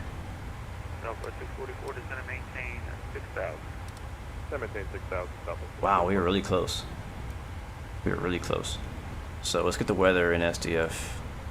Putting a heading mode, that's smart too. Supposed to like that. So we're doing 257, heading select. Alright, we are now in heading mode. And now we need to basically just set up for an approach into Louisville. I don't think there's any ATC there, so we should be okay to kind of do our own thing. Yeah, we're good. So let's find an arrival or approach or something. Probably just do an approach into Louisville. So arrival. That's true. We could do a whole pattern while we're waiting as well. You know what? That's a good. You guys have so many good suggestions. Chat is always right when the chat is, either chat is right or they're really wrong. So let's find a waypoint to hold at, because I want to try that too. Let's say we hold at Yaki, right? I want to test holding. All right, there's Yaki. I want Yaki. I want to hold at Yaki. So fix Yaki. I don't want to descend. Or do I want to descend? Maybe I do want to descend. But it's like really close. So let's say, what's that? That's about 60 miles or something like that. Let's go down to like 25. I'm just guessing. I don't really know how high we should be. Let's do 18,000. Yeah, I'm working on the approach thing. I'm doing like a bunch of stuff at the same time right now. So we'll get 18,000. I'll put that over here, which goes inbound course. Direct is fine. Leg time, minute and a half. Leg distance, I don't know. How far? I guess leg time is fine. A minute and a half. Fix speed target. I want to be at like, I don't know. We'll be at 18,000 feet. We don't go too slow. So like 280 and 18.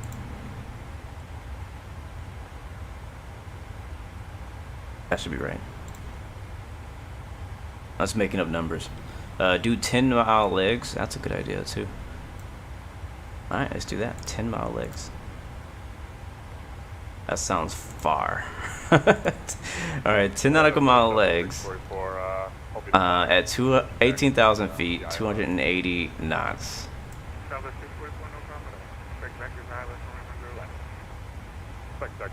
Alright, and execute. Let's just see what happens. Alright, so you have a hold now that should be made for Yaki. I guess we should probably put it back in LNAV now. And I don't know if it's gonna VNAV itself down to 18,000 feet, or if we need to send it ourselves down to 18,000 feet. This is fun.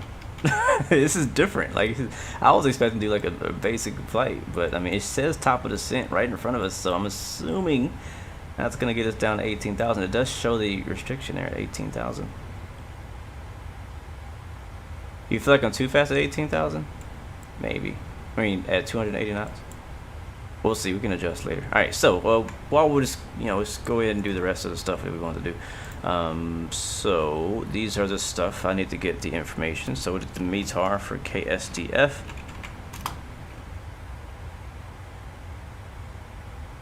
LNAV is not on. It's not. Okay, now it is. Thank you. I know I clicked on it. I'm also gonna go grab the real world ATIS for SDF. I like to have the real world ATIS. I usually just search the ICAO code and then put after it ATIS, and you can get the real world ATIS and find out what the landing runways are and all that stuff. So right now, oh, not that one. Right now, Louisville is information Mike. Winds are 070 at 5, temperatures 10, few at 5,000, broken at 7,000, broken at 30,000. And then temperatures 32, dew point 21, altimeter 3014, ILS approach runway 17 left and 17 right. Simultaneous approaches are in use. Runway 17 right arrivals 2911. Noise sensitive, available only for AOP, whatever that means. They're also doing departures, so that's all. So 17 left, 17 right. I'm gonna get the chart here on my iPad. 1-3, the ACA ramp information, Quebec attack here anytime. And we'll find us an approach over there at Louisville. Again, the good news is, like, it's not like a super high pressure event. Like, our engines are good. The plane is perfectly fine. It's just our destination is, we're unable to go there. So we can kind of take our time in figuring out what we're doing. So see, the cargo ramp is on the west side. I didn't turn my traffic thing on. Where's traffic at? Traffic. Oh, it's right in front of me. Oh shoot, it's like right there. Can we see him? Where's he at? He should be right on our freaking nose.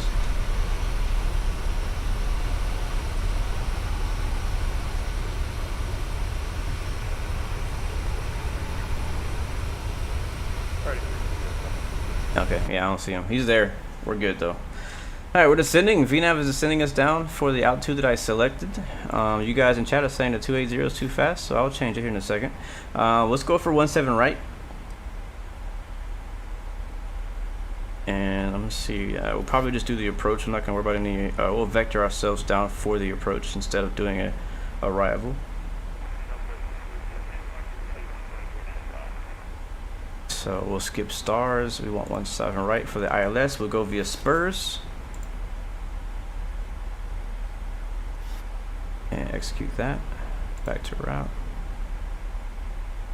And can we take a look at that real quick? So I'll go to the plan page and we'll scroll through this step.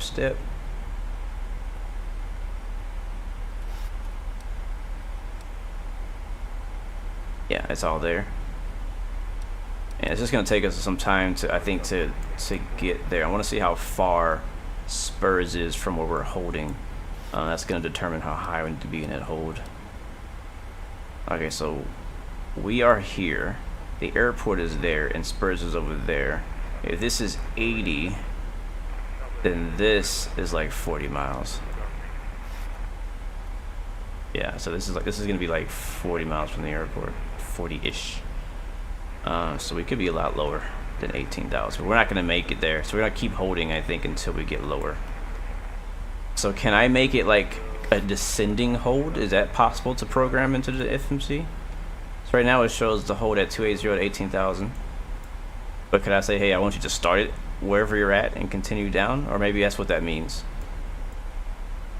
So let's say 250 slash, what, 40 miles. We'll go over like 10,000. 100. Sorry. All constraint at Yaki.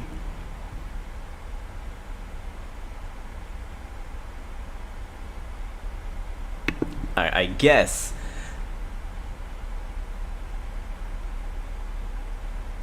Sorry, I got itchy for a second. I guess we can't change it because we've already got a restraint there. So that's fine. We'll figure it out when we get there. See if we find a hold first. All aboard! I'm all learning. I'm just learning. Thank you so much, Alpha 3 Uniform, for the subscription or for the follow. Sorry. Welcome to the Blue Arrow family. Good to see you, my friend. Welcome aboard. Delete and set a new one. Yeah, I could do that. Let's see how far are we from it. We're about 20 miles away.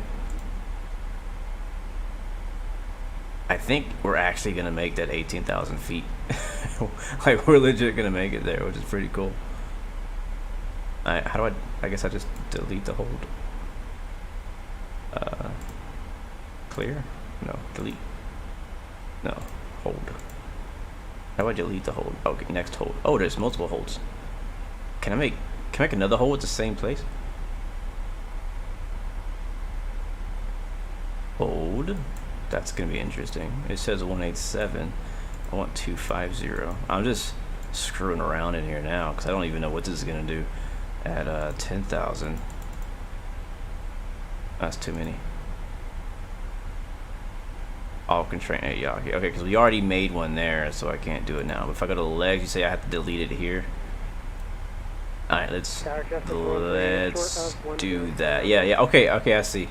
I think I see, because there's two holds. There's Yaki, and then there's the hold at Yaki. Alright, delete. Alright, so the hold is gone. Execute. And now hold. I don't want to hold there. And that naughty. Yaki.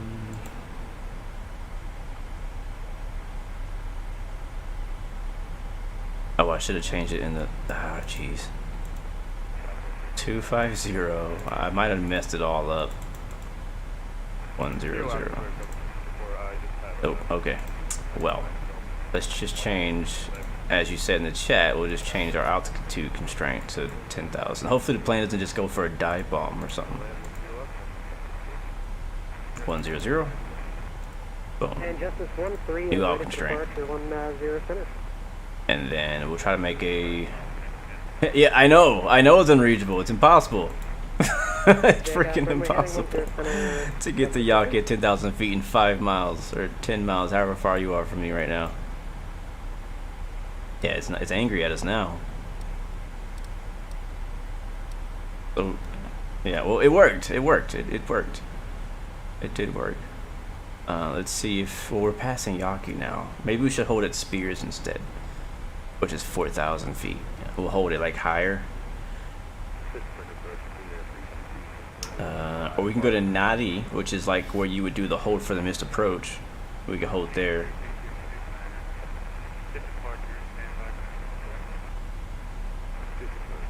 Yeah, to leave the holding pattern, and we're flying over the waypoint. So I feel like we screwed ourselves here. There's lots of other waypoints in the area. Let's use a different waypoint. Let's do that. So let's go to waypoint, and I will look and find out what waypoints are out here, if there's any. Apparently there's 0 waypoints out here now. Are you serious? There's not a single waypoint around us right now? That's a lie. Stations. Okay, here's some stations. There's BWG, which is way too far to do anything. Where's heading mode? Back into heading mode. And we're gonna vector ourselves. We're just gonna keep descending. We might actually be able to make it there. We're just gonna keep descending. I'm gonna vector ourselves over here to the airport. VNAV is doing an amazing job. Here comes 18K. Let's continue down to 10. And we use vertical speed for that.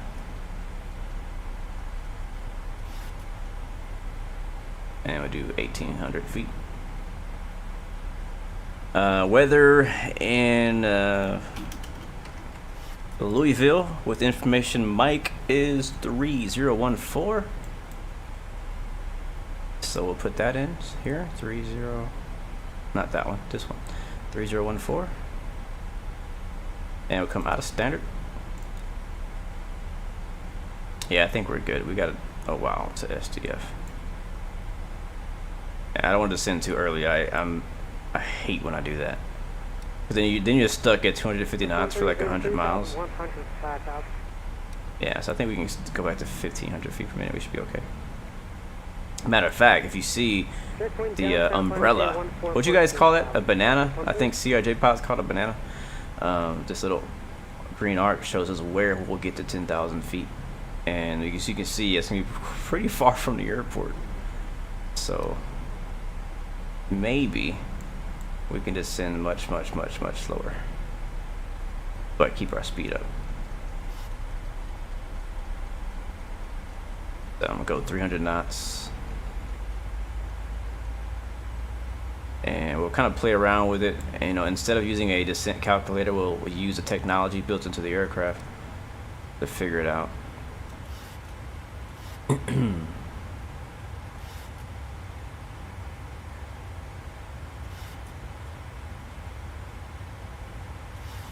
You see it's growing up because we're speeding up. Now we actually want to be at 3,000 feet. Right now we're east of the field, coming in from the opposite side. We'll basically do a left downwind. We'll enter left traffic. I was gonna go towards the Louisville VOR. I'm really just kind of stretching this plane right now, like trying a lot of different things. We're trying holds. There's a Louisville VOR 112.2. Let's try see if we can get that.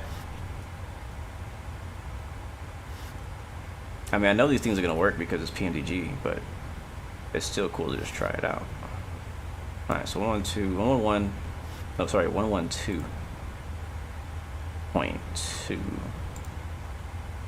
And I wonder as well, is there like a thingy that I can like track it with, like a little needle? I don't. Oh, does this thing have a VSD? Oh, does it have one? I can't remember how to get to it. How do I get that up? How do I do that again? You know what I'm talking about, the little descent thingy with the little thingy on the MFD. How do you hit control on the ND mode twice? Roll.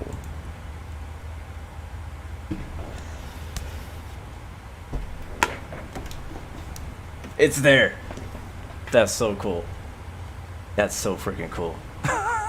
When I first discovered this on the Zeebo on X-Plane, I blew my mind. And now it's on Microsoft Flight Sim, I'm even more blown away. That's freaking crazy. That's dope. That's amazing. I'm so happy. Yeah, baby. Let me get something in the chat. I don't know, just spam the chat with emojis. I don't even know what to say. I don't even know.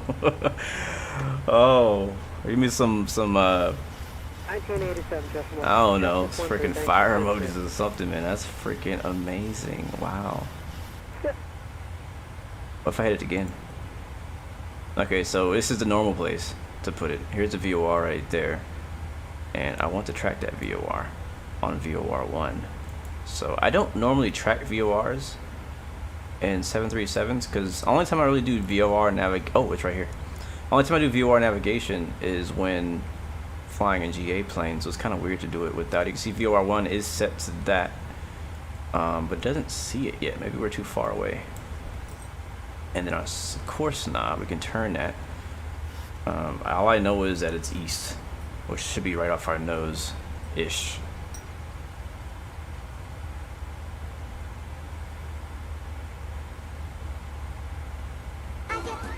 Flight Sim Deck, what's up, bro? Elitist Maggie, thank you for the super chat donation. Thank you so much for that support. You didn't have to do it, but you did, and I'm thanking you for it. Welcome to the stream, and thank you for your continued support. That's freaking amazing. But Flight Sim Deck, welcome to the stream as well, man. And I said you tried that yesterday and it didn't work, so I'm glad to see it working. I'm glad too, man. So apparently, just a refresher for everybody who didn't know what the heck I just did. If I go back to the map view here on this little thingy on the left side of the cockpit, and you click on CTR a few times. So hold on. So this is where you usually are by default. Click on it 2 times, and it takes you here. So you can see this little guy, which apparently is called a VSD or something. Yeah. But yeah, my VOR says it is not tuned. I just want to try to track the VOR just for the heck of it. I want to get like all the way down to 5,000 feet though. I want to be much lower when we get to that VOR. Probably the 6,000. I'll be happy with 6,000.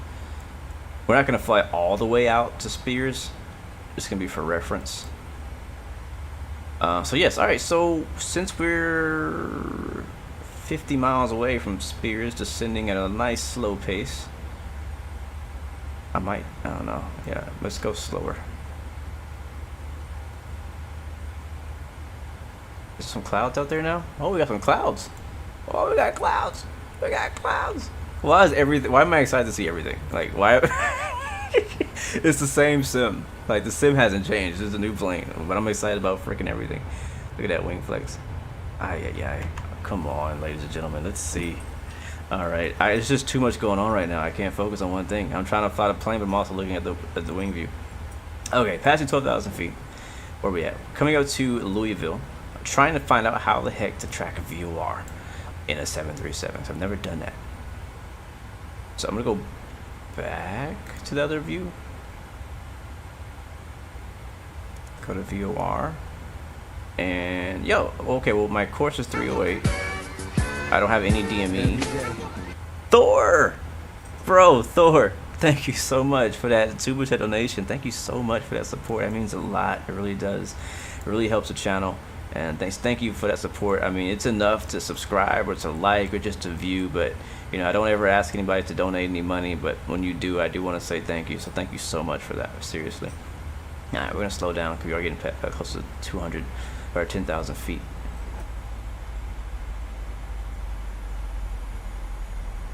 Vertical situation display. Ah, that's what it means. Cool. All right, I'm still trying to figure out how to use a VOR. Like, I know how to do it, but I don't know how to do it in this plane. So I'm in VOR mode. Am I in VOR mode? I'm in approach mode. VOR mode. VOR mode. All right, there's VOR mode, and then down here is the navigation thingy, right? This is where it is. And if I want to track something, it should just work. I'm on 112.2. That's the correct VOR thingy. According to here, it doesn't say anything, but I know that we're about 40 miles away. Right? No. Station. I don't know. Use VOR loc to intercept a radio, but you aren't in range. Ah, okay. I'm still thinking like, you know, a airliner. I'm expecting everything to be in my range. Because here it is right over here. So here it is. This is 20, 30, that's 30 miles away. And it should pop up right here when we do see it. Can I do VOR and ILS? Well, that's my goal. My goal is to track the VOR inbound to the airport, and then catch the ILS on the way in. Because we didn't get to use ILS last time because I screwed up. So I want to try it this time around. Where's VOR lock? Here it is, VOR. But we're not close enough. I can see it though. It's like over here. We're gonna fly to it. Yes, I do have the correct frequency. Matter of fact, if we go to the VOR page, you'll see that it shows that I have VOR1 BQM, which is the Louisville or the Bowman VOR in Louisville, and so that's correct. It's just not showing a DME, which is weird. So I don't know what else it is that I need to do to make that work. So we'll just keep flying towards it, and we'll see how far out we're able to catch that. But we're already flying directly at it, so I'm just gonna. Oh, there it is. It just popped up. So about 25 DME, I guess, is where you, as far as you can track a VOR, at least this particular one. So can we track it? I want to actually use a navigation thingy to track it. So let's see, VOR page, and I'm hitting VOR loc. Nope. No? What am I doing wrong? LNAV? No. How do I switch to that? Miriam, welcome to the stream. Good to see you.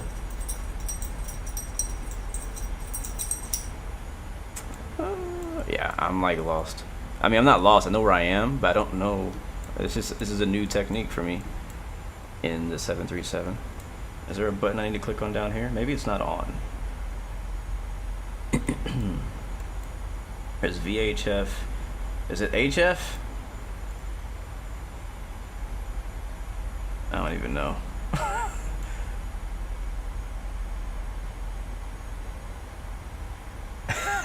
Big and J says, I've never done a VOR approach. You're on your own. Well, thank you. Nope, not working.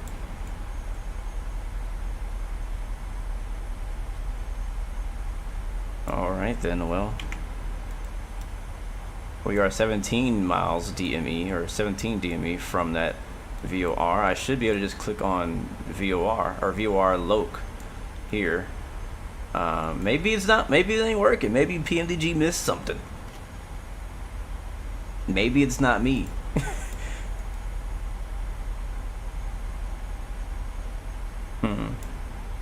I don't know.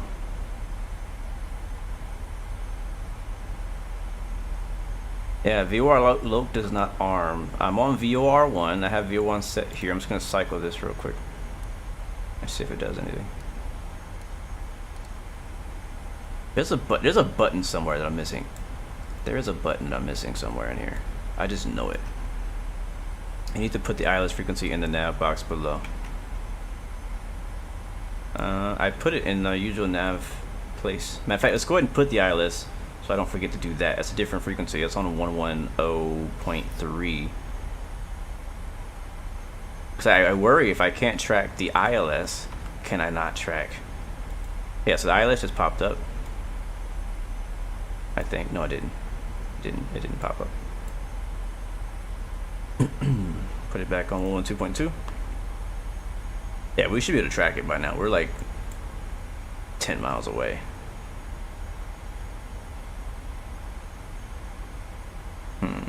Just one more look over here. Yeah, it should be working. All right, we'll have to try it again. I'll have to try it again another day.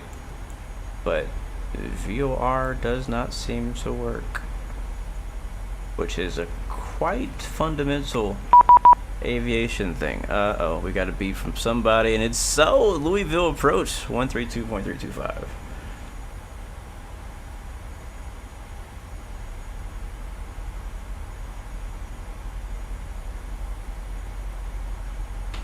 All right, I am on their frequency, and we're gonna go ahead and just bookmark that. We'll try that another day. I got my frequency for the ILS. We're gonna go ahead and call them in. Let me know we have is there a, wow, they just came online hardcore. There's ASUS, there's freaking everything. Information mic, winds are calm. Oh, look at this beautiness out here. Winds are calm, scattered 7,000, few at 5,000, altimeter 32, dew point 19, altimeter 3012. Is that what I have in here? I have 14. Alright, 12 is put in. And 17 right is active. Perfect. That's what we're asking for. And beautiful. Cool. All right, let's call it in.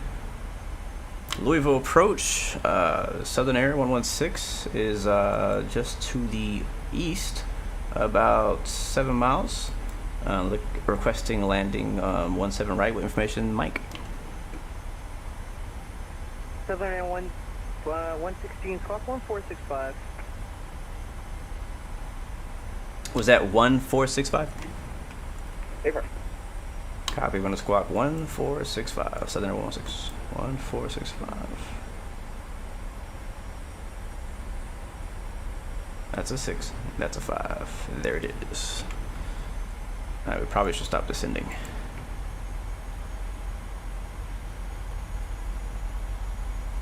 Southern Air 116, you're ready to contact over the Bowman VOR. Turn right turn heading 350.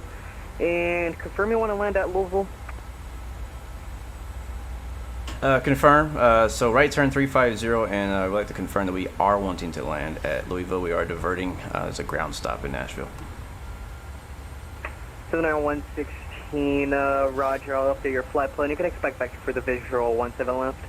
Copy. Visual 17 left. Southern Air 116. All right, he just switched it up on us, so we're gonna get 17 left instead of 17 right. So we got to go ahead and make that adjustment in my charts here. That Southern also Air 116, continue right turn heading 360. continue right turn 360. Southern Air 116. And Southern Air 116, we're able to descend and maintain 4,000. All right, down to 4,000. Southern Air 116. All right, we are able now, so we'll go ahead and do it. There we go. Changing the knobs from the jump seats. Alright, that VOR never works. So we're just gonna just get out of that screen. Let's just get away. We'll avoid that for now on.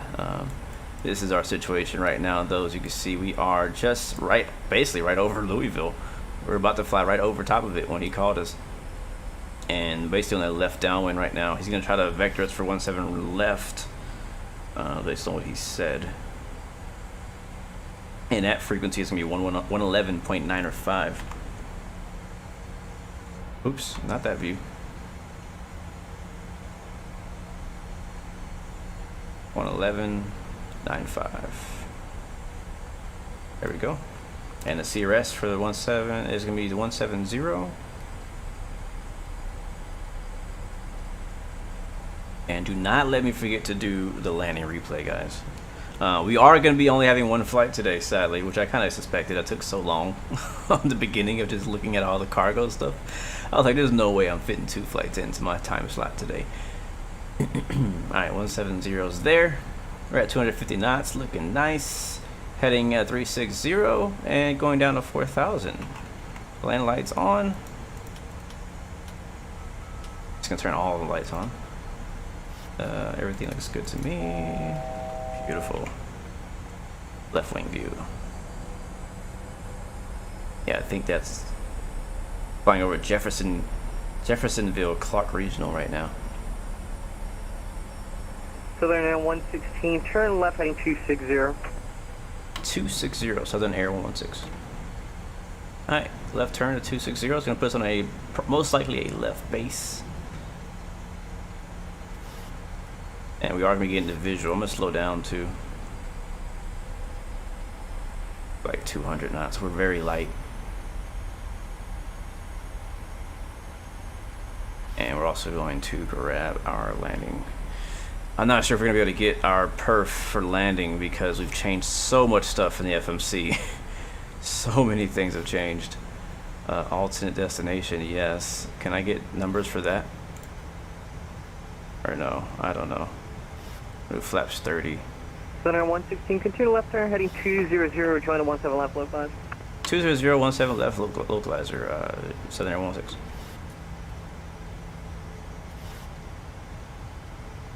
Alright, beautiful. We got the loc. Yep, loc. Is the loc in there? I think it is. Alright, let's get ready to land this plane. Let me grab the replay real quick before we get too busy. Slow down.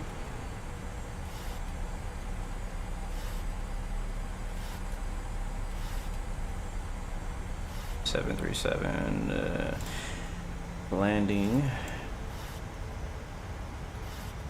Hopefully we don't miss the localizer. Might be kind of tight.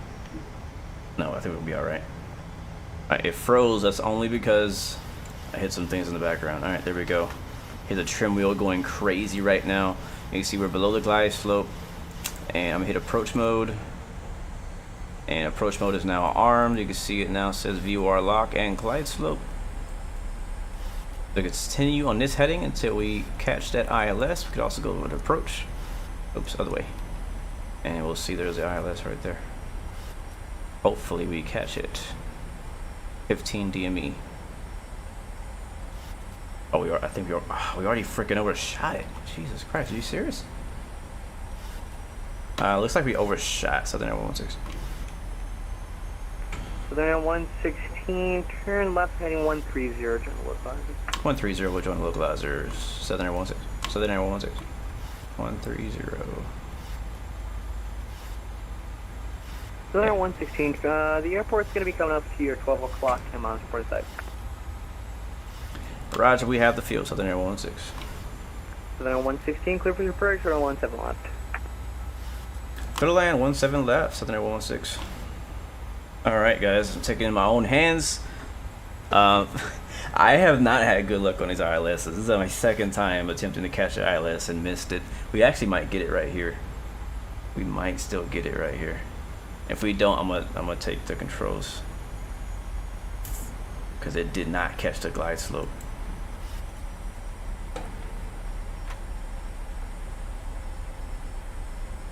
Nope, it did not catch the why did you not catch the glide slope? Approach.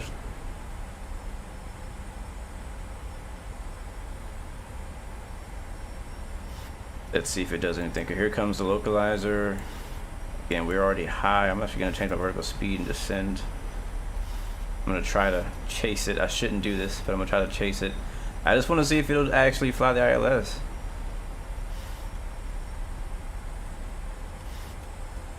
He breaks out. Doing all the wrong moves. Now it caught the loc, but it did not catch the glide slope. So now we're high, and we're on final. Airport's right there. I have to find us a chart as well for this airport. Keep descending, please. 25. Keep going. Keep going. Keep going.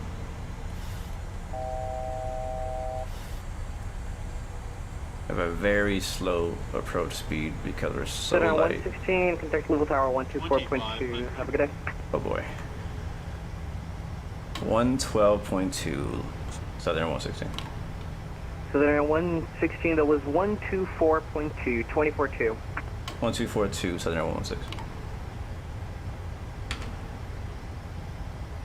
Alright, there it is. Glide slope. We got it. Beautiful. Oops. Louisville Tower, Southern Air 116 is on the ILS. Oh, sorry, on the visual. Runway 17 right. What was his call sign? He mumbled. Southern Air.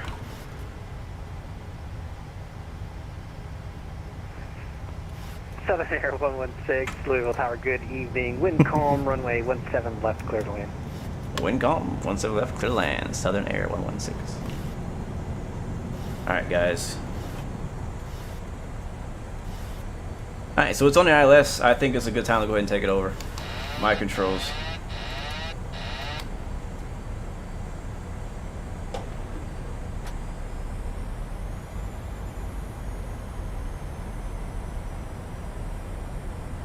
Replay is running, gear is down. Auto brakes are set, land lights are on. 1,000. We're a little low, but I do want to lose some speed. Auto brake is set, yes, auto brake is set.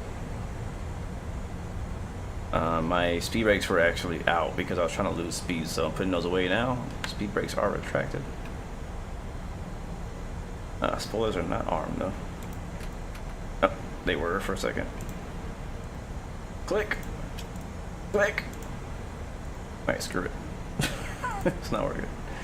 Flaps.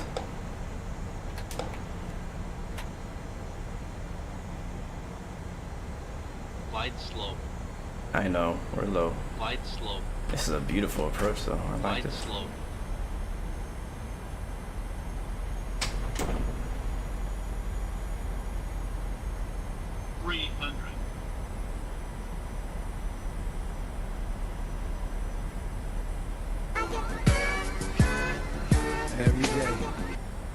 I blew my area in southwest Minnesota has a tornado watch until 9 p.m. Central Daylight Saving Time. Hope happens. 200. Or maybe Alright, I we're do going want around. that for insurance money. The last part might have been sarcastic. I can hear the weather might be getting worse. Thank you so much for that super donation. This go around is on you. Not on you, but like for you. Louisville Tower, Southern Air 116 going around. Southern Air 116, go round. Fly runway heading. Runway heading, Southern Air 116. Hey, you're up.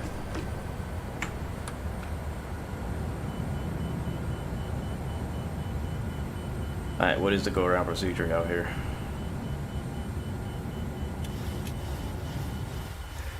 Southern Air 116, maintain 5,000, contact departure. 5,000 contact departures, Southern Air 116. Alright, 5,000. We'll switch back over. And get the autopilot working for us. We don't have to do so much work.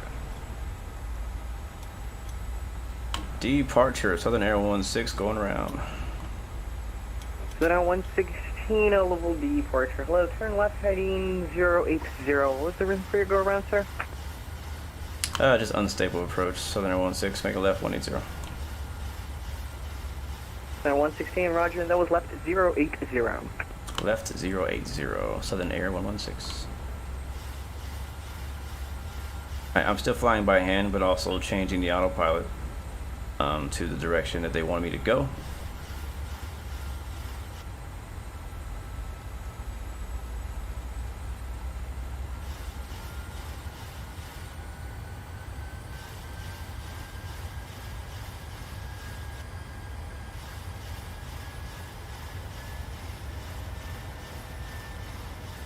Alright, we're at 3,500 and we are fast enough now to get some flaps up. Oh, I passed it. Oops. Okay, yeah. I think that rolled over a little too fast. Alright, auto throttle is on, but I still have the yoke. And autopilot, heading select.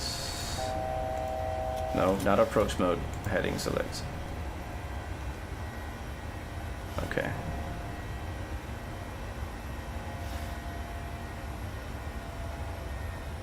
No, no heading select? Am I not allowed? Southern Air 116, turn to left heading 350. Descend maintain 3,000. Correction, descend maintain 4,000. Not a 4,000, and what was that heading again? Southern Air 116, heading 350. 350, 4,000, Southern Air 16. Alright, 4,000, 350.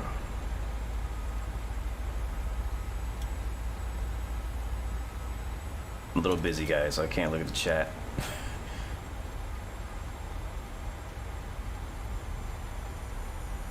There it is, 350. Not too much of a turn. I'll just send down to 4,000. Still flying it by hand. Trying to, anyways. Struggling. Struggling. I get slowed down a little bit. I'll do 185. Feels comfortable right there.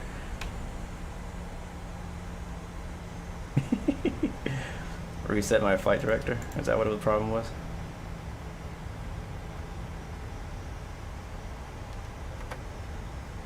Alright, roll out. 4,500. I'll use some trim. You know, I said I want to do some hand flying, and I'm getting my request. Alright, airport should be over there, and it is. Alright, so I'm actually trimming it out. This thing feels like an Airbus a little bit. Like it's flying so smooth and straight and level with the trim, which is crazy. I mean, I am descending for 4,000, which is what he wanted me to do, but... Alright, let's try heading mode again. So heading select. It should arm, but it's not arming. That's my problem right now. No. Just trying to turn. Okay, approach mode is off. Shut that off. Yep. Oh, there it is. Heading select. Oh, and we passed 4,000. Crap. I fix one thing and break something else. Alright, let's get up to 4,000. Vertical speed arm and autopilot on.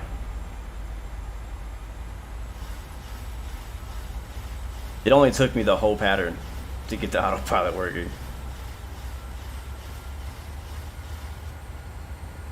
Stop scrolling in. There we go. 1,500. Alright, so the instructions are 4,000 feet, heading 350. We still have the ILS frequency in. I'm gonna attempt it again. That's what I want to do. That's why I went around, because I wasn't happy with the whole situation. I was like, we can do better than that. Alright, we were above the glide slope, we were unstable, it just wasn't pretty at all. So, we're looking much better now. Alright, 1103.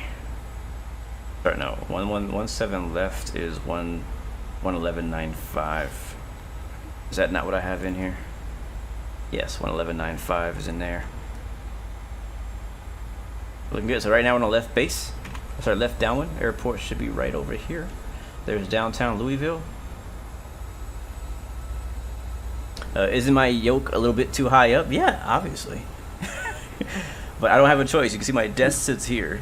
There's literally like there's no adjustment for how high the yoke can sit. That would be a nice kind of idea for a yoke provider, to provide a way for you to adjust the height of the yoke. But only way for me to fix it would be for me to be crafty and to build like a wooden structure underneath here, or clamp it to some kind of racing thing down here below. But I don't have that option, and I don't care enough to be that crafty. So it is what it is. I'll make it work. Get a stand-up desk. Are you a stand-up desk kind of guy, David? Are you? Are you that guy? You are that guy. I know you are. Nope, it's alright. We're taking a scenic view on the way in to Louisville, Kentucky. He said, yes, I got one, and it's great. So your feet hurt? That's my question. So what do you guys in chat, what do you guys think of the sounds of this plane so far? Like, do you think it's good? Do you think it needs to be worked on? Is it growing on you? Like, what do you think? Do you think it's good enough? Are you waiting on a sound pack? What's your opinion on the sounds of this plane?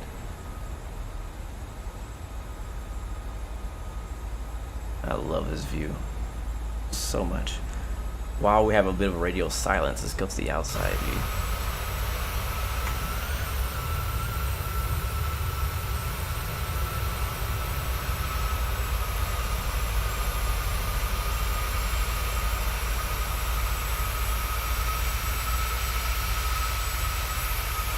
So then 116, turn left heading 260. Left 260, Southern Air 116.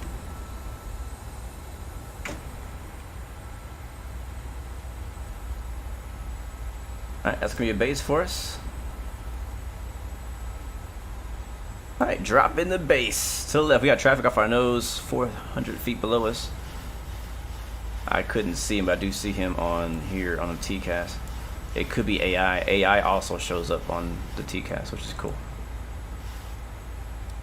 Let's prepare to catch the ILS again. You see ILS.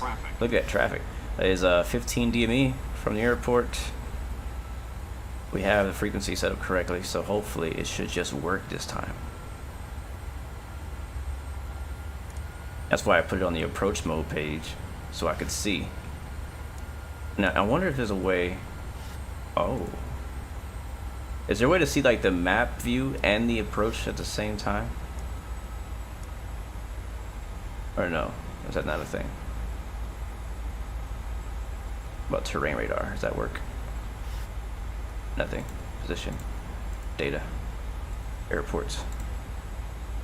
Southern Air 116, turn left heading 200, join the localizer.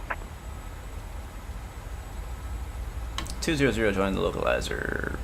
Southern Air 116. Forgot my call sign. Alright, I'm gonna hit approach mode. It's armed.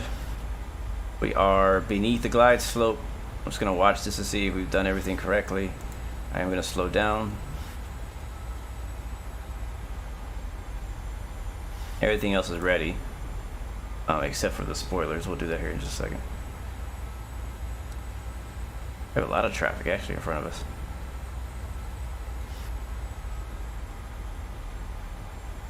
You just leave it in the map and use the diamonds? Yeah, that makes sense. Everybody in chat is requesting butter. That's what we're delivering today. Bars of butter.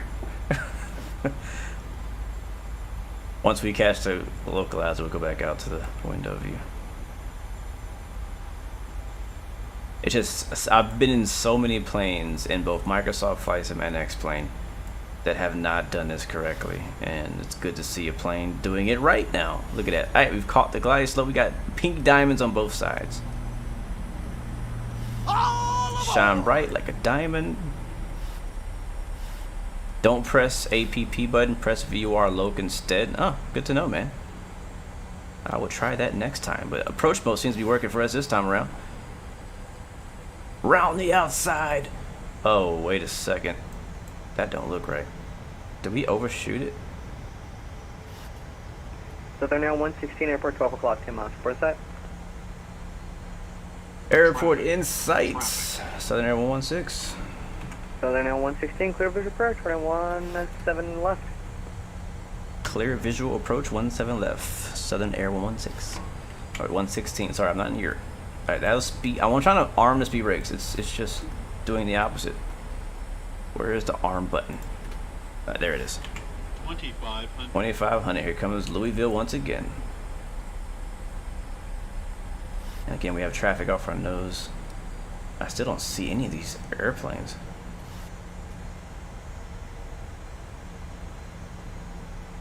Southern Air 116, contact Louisville Tower 124.2. Good luck. 24.2. Southern Air 116. Thank you. Good luck. Oh, can you imagine they said that in real life? Where are we going? Louisville Tower, Southern Air 116 is on the visual.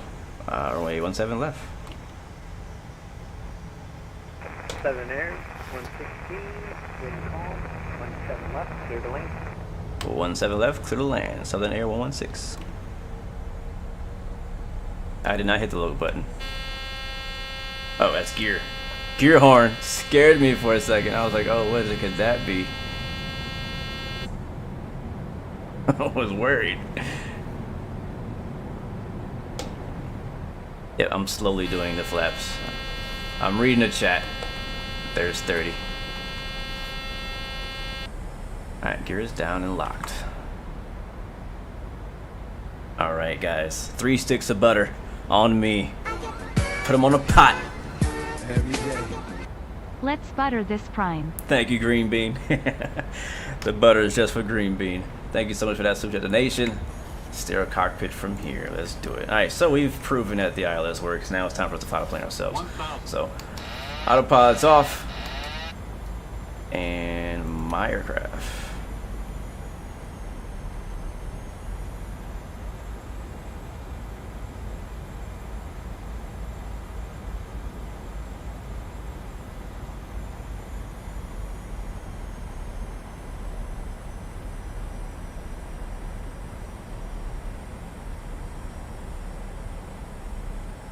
Now the plane is known to float, so keep that in mind and probably kill the engines a little earlier if that works out.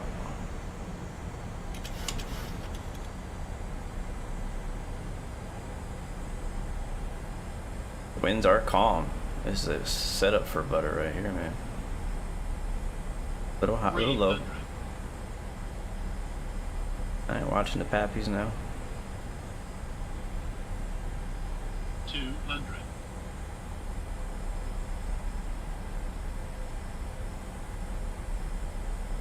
100. Glide slope. glide slope, glide slope, glide slope, glide slope. 20, 10. Oh, baby. Here comes the reversers. Oh, that just felt right. That just felt right. Oh, we got a long taxi coming up, guys.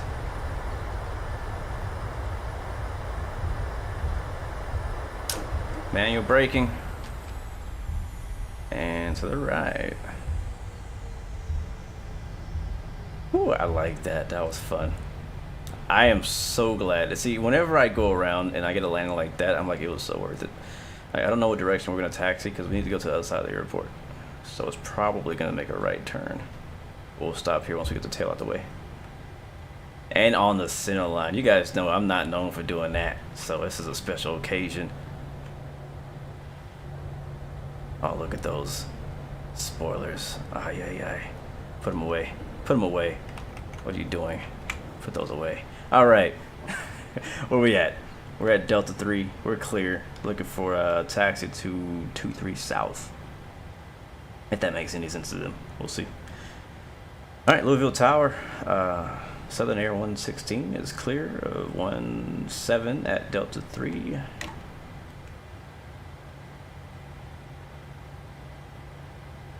Let's see. Oh, tower's gone. We're all alone. Wow. When did they disappear? They didn't say nothing. They gave me clear to land and then disappeared. So we'll go back. We'll go back to approach. And Louisville Tower, Southern Air 116 is back with you. Close, clear 17 left at Delta 3. Southern Air 116, looks like tower's having some connection issues. Taxi to parking via Delta Golf, November and Hotel. Delta Golf November Hotel. Where the heck is that? Alright, over to parking of Delta Golf November Hotel. Southern Air 116. And Southern Air 116, cross 11 at Delta. Alright, we'll cross 11 at Delta. Southern Air 116. Alright, where are we? Where's... Okay, 11 is over there. So... Delta... November... Hotel. Oh, there's a cargo area over there. Okay, cool. Alright, we'll go where he told us to go. So it's gonna be a right turn. And I'll get the APU running as well. APU. You know, I'll wait till we're going in a straight line. Thank you so much, Chemtrails. Thank you, man. That means a lot coming from you. Can't wait to see the replay, though. I can't wait to see the replay. I absolutely can't wait. So I'm gonna taxi to the gate, or not the gate, sorry, the ramp, the cargo ramp, and we'll transfer all these packages over the UPS. They will continue the job.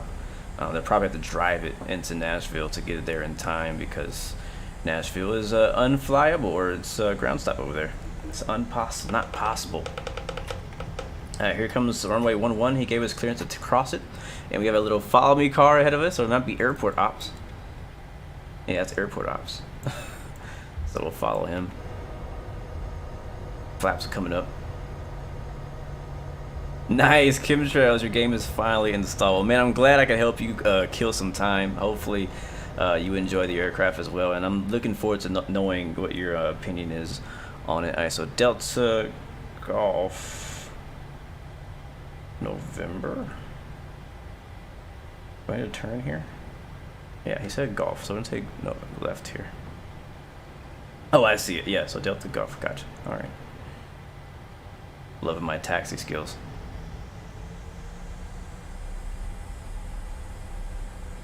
So this is golf, and I believe I have custom scenery for this airport. I think it's by FS Dream Team. Yeah, there's like C-130s over there. That's pretty cool. We'll go straight here. We'll pass a couple taxiways. The second taxiway on our right, we'll make a right turn.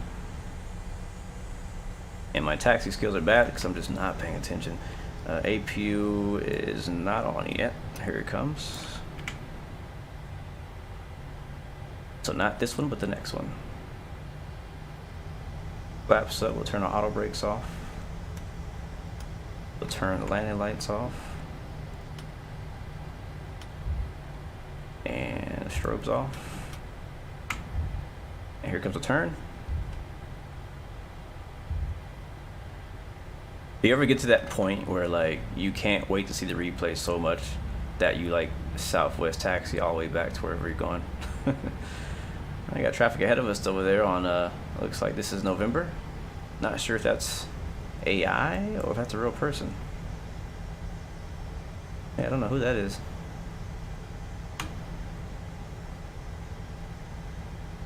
David McDaniel, you just got hired at American to do what? What are you doing over there? You doing pilot, ramp, dispatch? Every day. Hey brother, thanks for showing me this beauty. Can't wait to check out myself. Enjoy your day, everyone. Bro, I think you're gonna love it. I don't think you're gonna be disappointed. At least I hope not. But man, enjoy it. Oh, it's UPS 757. That's cool. Enjoy it, man, and thank you so much for that super chat donation. That really means a lot. Thank you so much, my friend. All right, here is Lima. He did not say to turn at Lima, but we're basically just gonna take the ramp over here past Lima, which is where the terminal is. It's where you'd park if you're flying a passenger plane. And then we'll head over to the cargo ramp and then we'll watch the replay. Oh, we got Spirit over here on the ramp. I see some Delta tails.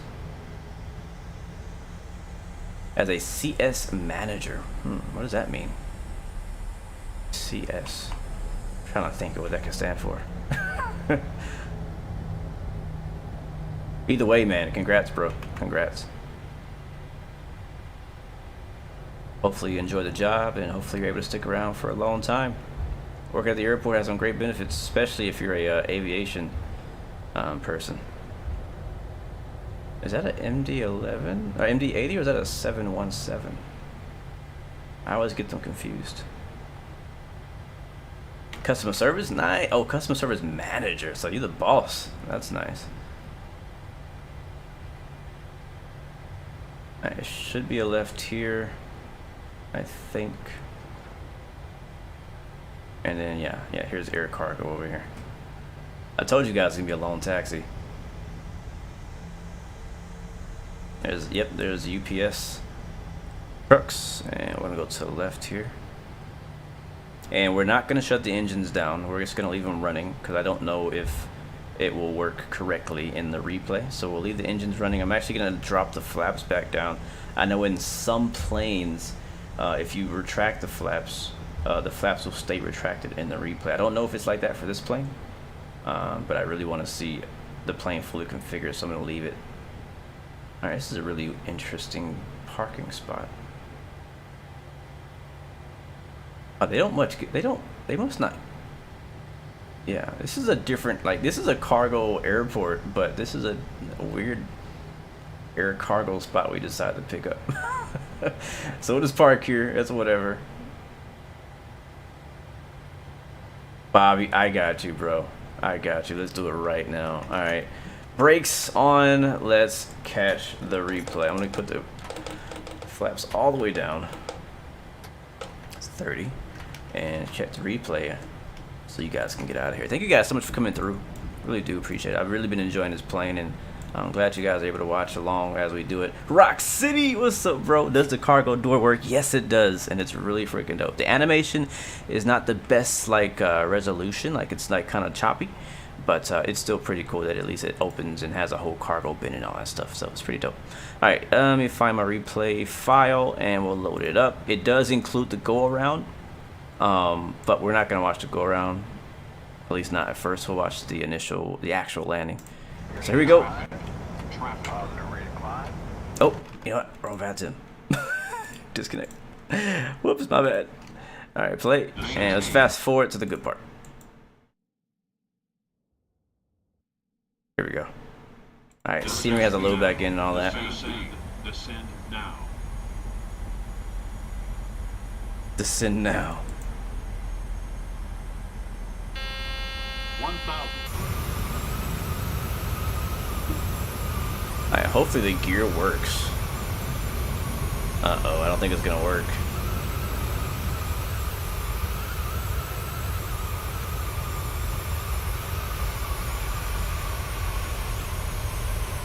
I don't think the gear's gonna come down.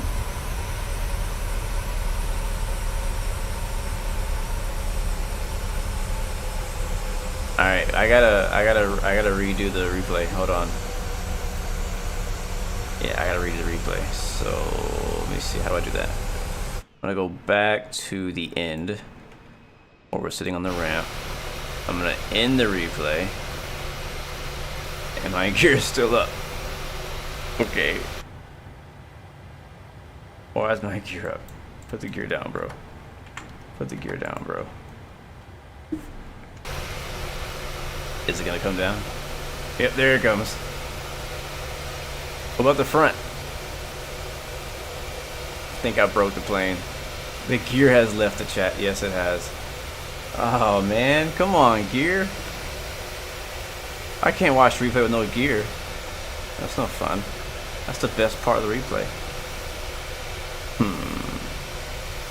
What if I try to reload the plane and then reload? What if I reload the plane and then, I don't know. Let's see, I'm gonna try it again. That is so weird. Not the first time. It's like like you guys are saying Microsoft physics are fake. Well, this is proof. Microsoft physics or something. Like my nose should not be sitting up. This is not in replay mode anymore. We're like legit here. Like if I release a brake, we could taxi forward. Let's see if it'll nose over. Oh, brake sector, there it is.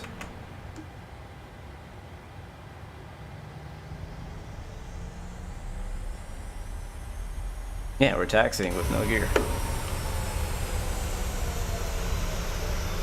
It's not a visual problem. It's just not. It's just gone. It left the chat, like you said.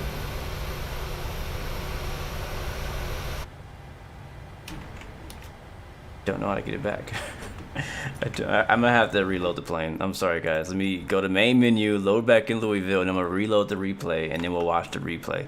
I do apologize for that, but yeah, that didn't work out the way I thought. Interesting. Oh, go in slew mode for a second, then go up and down. All right, well, too late. I just saw that. All right, KSDF, Louisville. And just put me like, I don't know, put me on the runway. Where do we land at? 17 left? Yeah, put me here. Fly.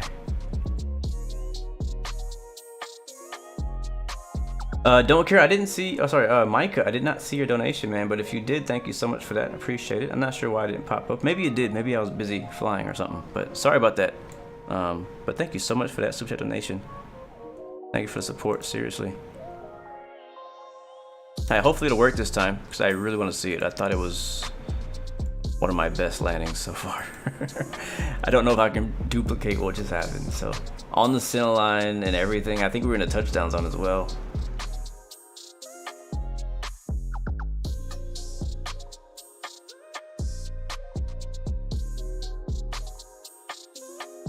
But yeah, I'm hooked on this plane, guys. I really am. I really, really like this plane.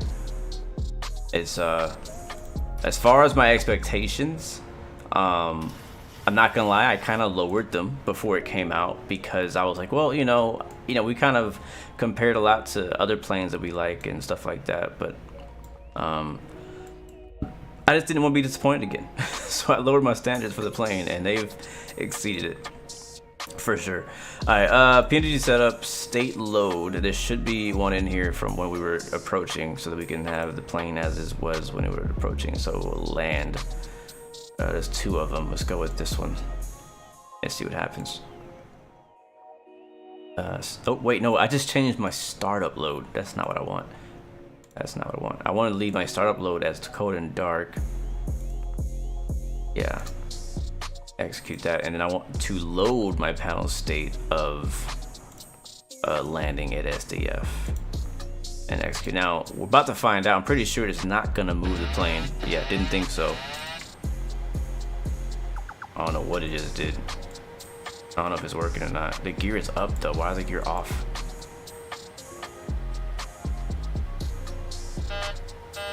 I don't know what's going on. Yeah, the engines are on, but everything is off at the same time. Hey, at least we have gear. That's what's important.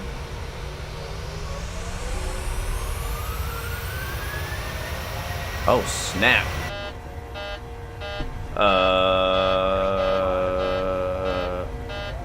Why's my gear handle down?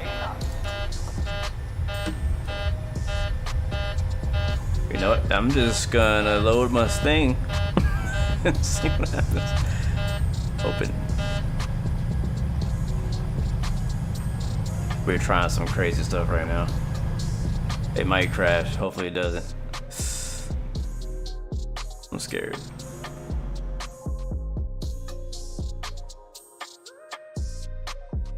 I don't know what's happening, Deuce Legend. Is there a reason why you can't click on anything in the PMDG? Do you have like an Xbox controller or anything like that? Sometimes it happens to me if I have an Xbox controller that my Xbox is trying to take over the ability to move the mouse around, and I can't use my mouse, and so I have to like either unplug my Xbox controller or something like that. Also, it could be that maybe you're in free look mode, but I think you would know that, so I don't know. Okay, so my plane is still coming to life, so we're not frozen, but I am trying to load. There we go. All right, so here we are now in the replay. And my gear should be down, I hope. I'm gonna pause it. We're gonna go forward to our final landing. There it is. And everything's gonna load in. And play. There we go. Alright, let's see what happens. Alright, so we have reds. No, my gear's going up. Don't go up. You were down. You were just freaking down.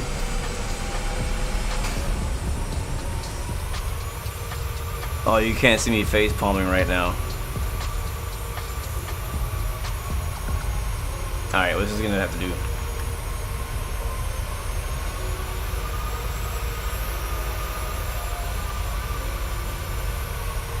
My freaking nose gear is gone. And it's yelling at me because it knows it. Can I cycle the gear? Can I do that while I'm in replay mode?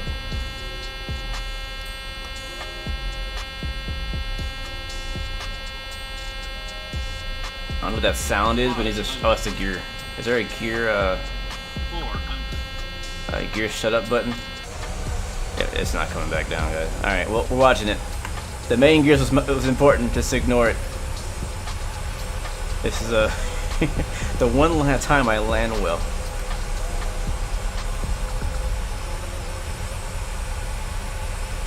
Very weird. Yeah, here we go.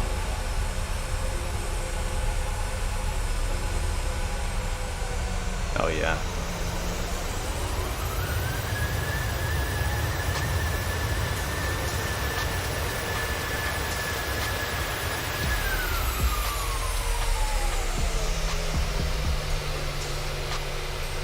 Yeah, like I think the reverser sounds are kind of cartoony.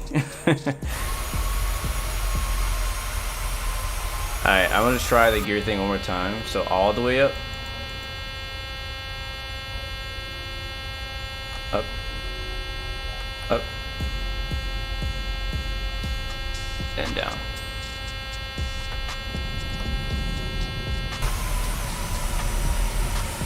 Yeah, it doesn't care. Nose gear does not care. That's alright. Replay glitch. What will look good though is that wing view. So we'll check the wing view out next and we gotta get out of here. It's getting late for me.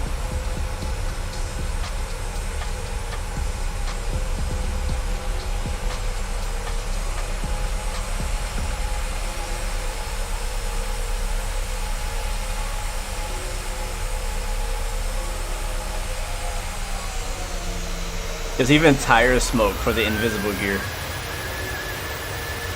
I'm done. I can't watch any more outside views. I refuse. This is not fun for me right now. Not like that.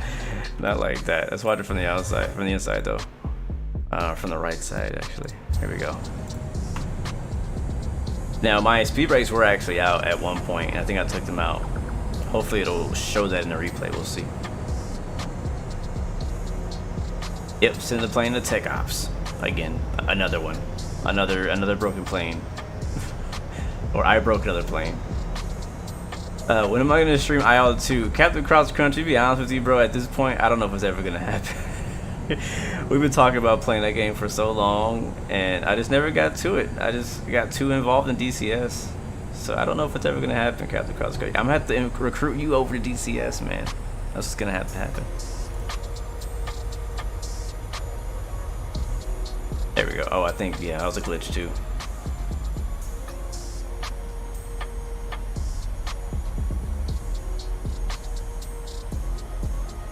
Love the scenery, man. This is what makes Microsoft just so special. When you're on final and just looking at the trees get bigger and bigger as you get lower.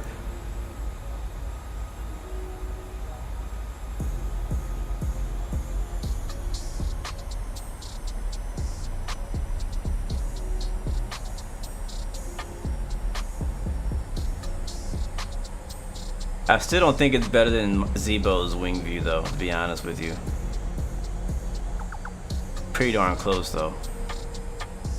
When you're on that Zebo wing view, you feel like you're in the real plane. Flyboy Gaming, link is in the description for this livery if you want it, man. Or anybody wants it. It's a really well done livery. Here we go. Over the highway.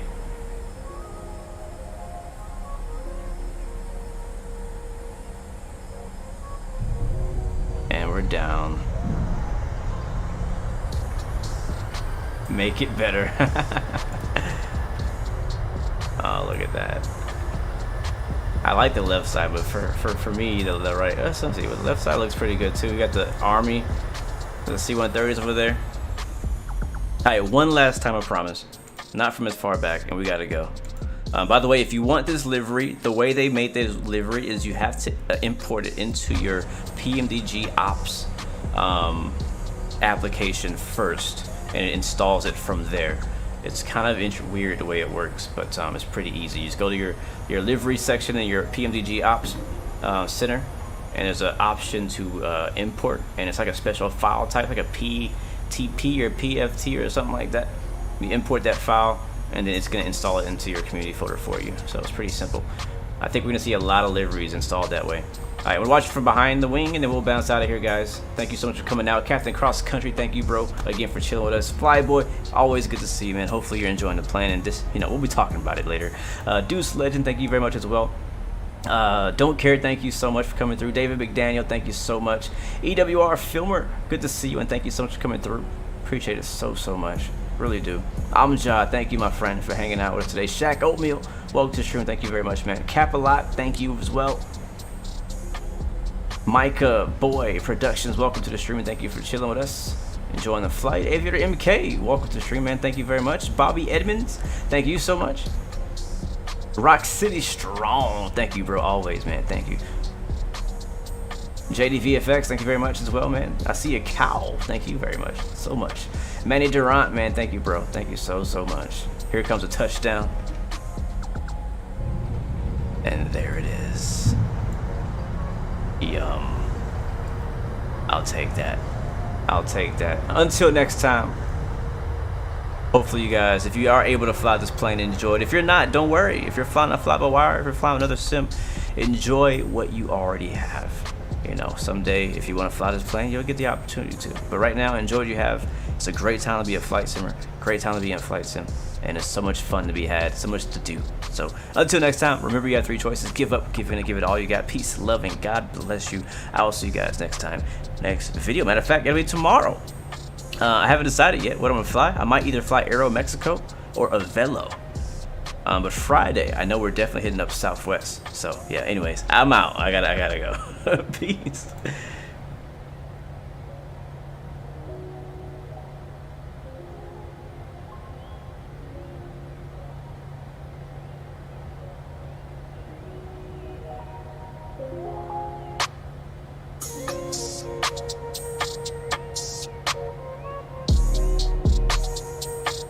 Yeah, last time we flew a Velo, it didn't turn out too well.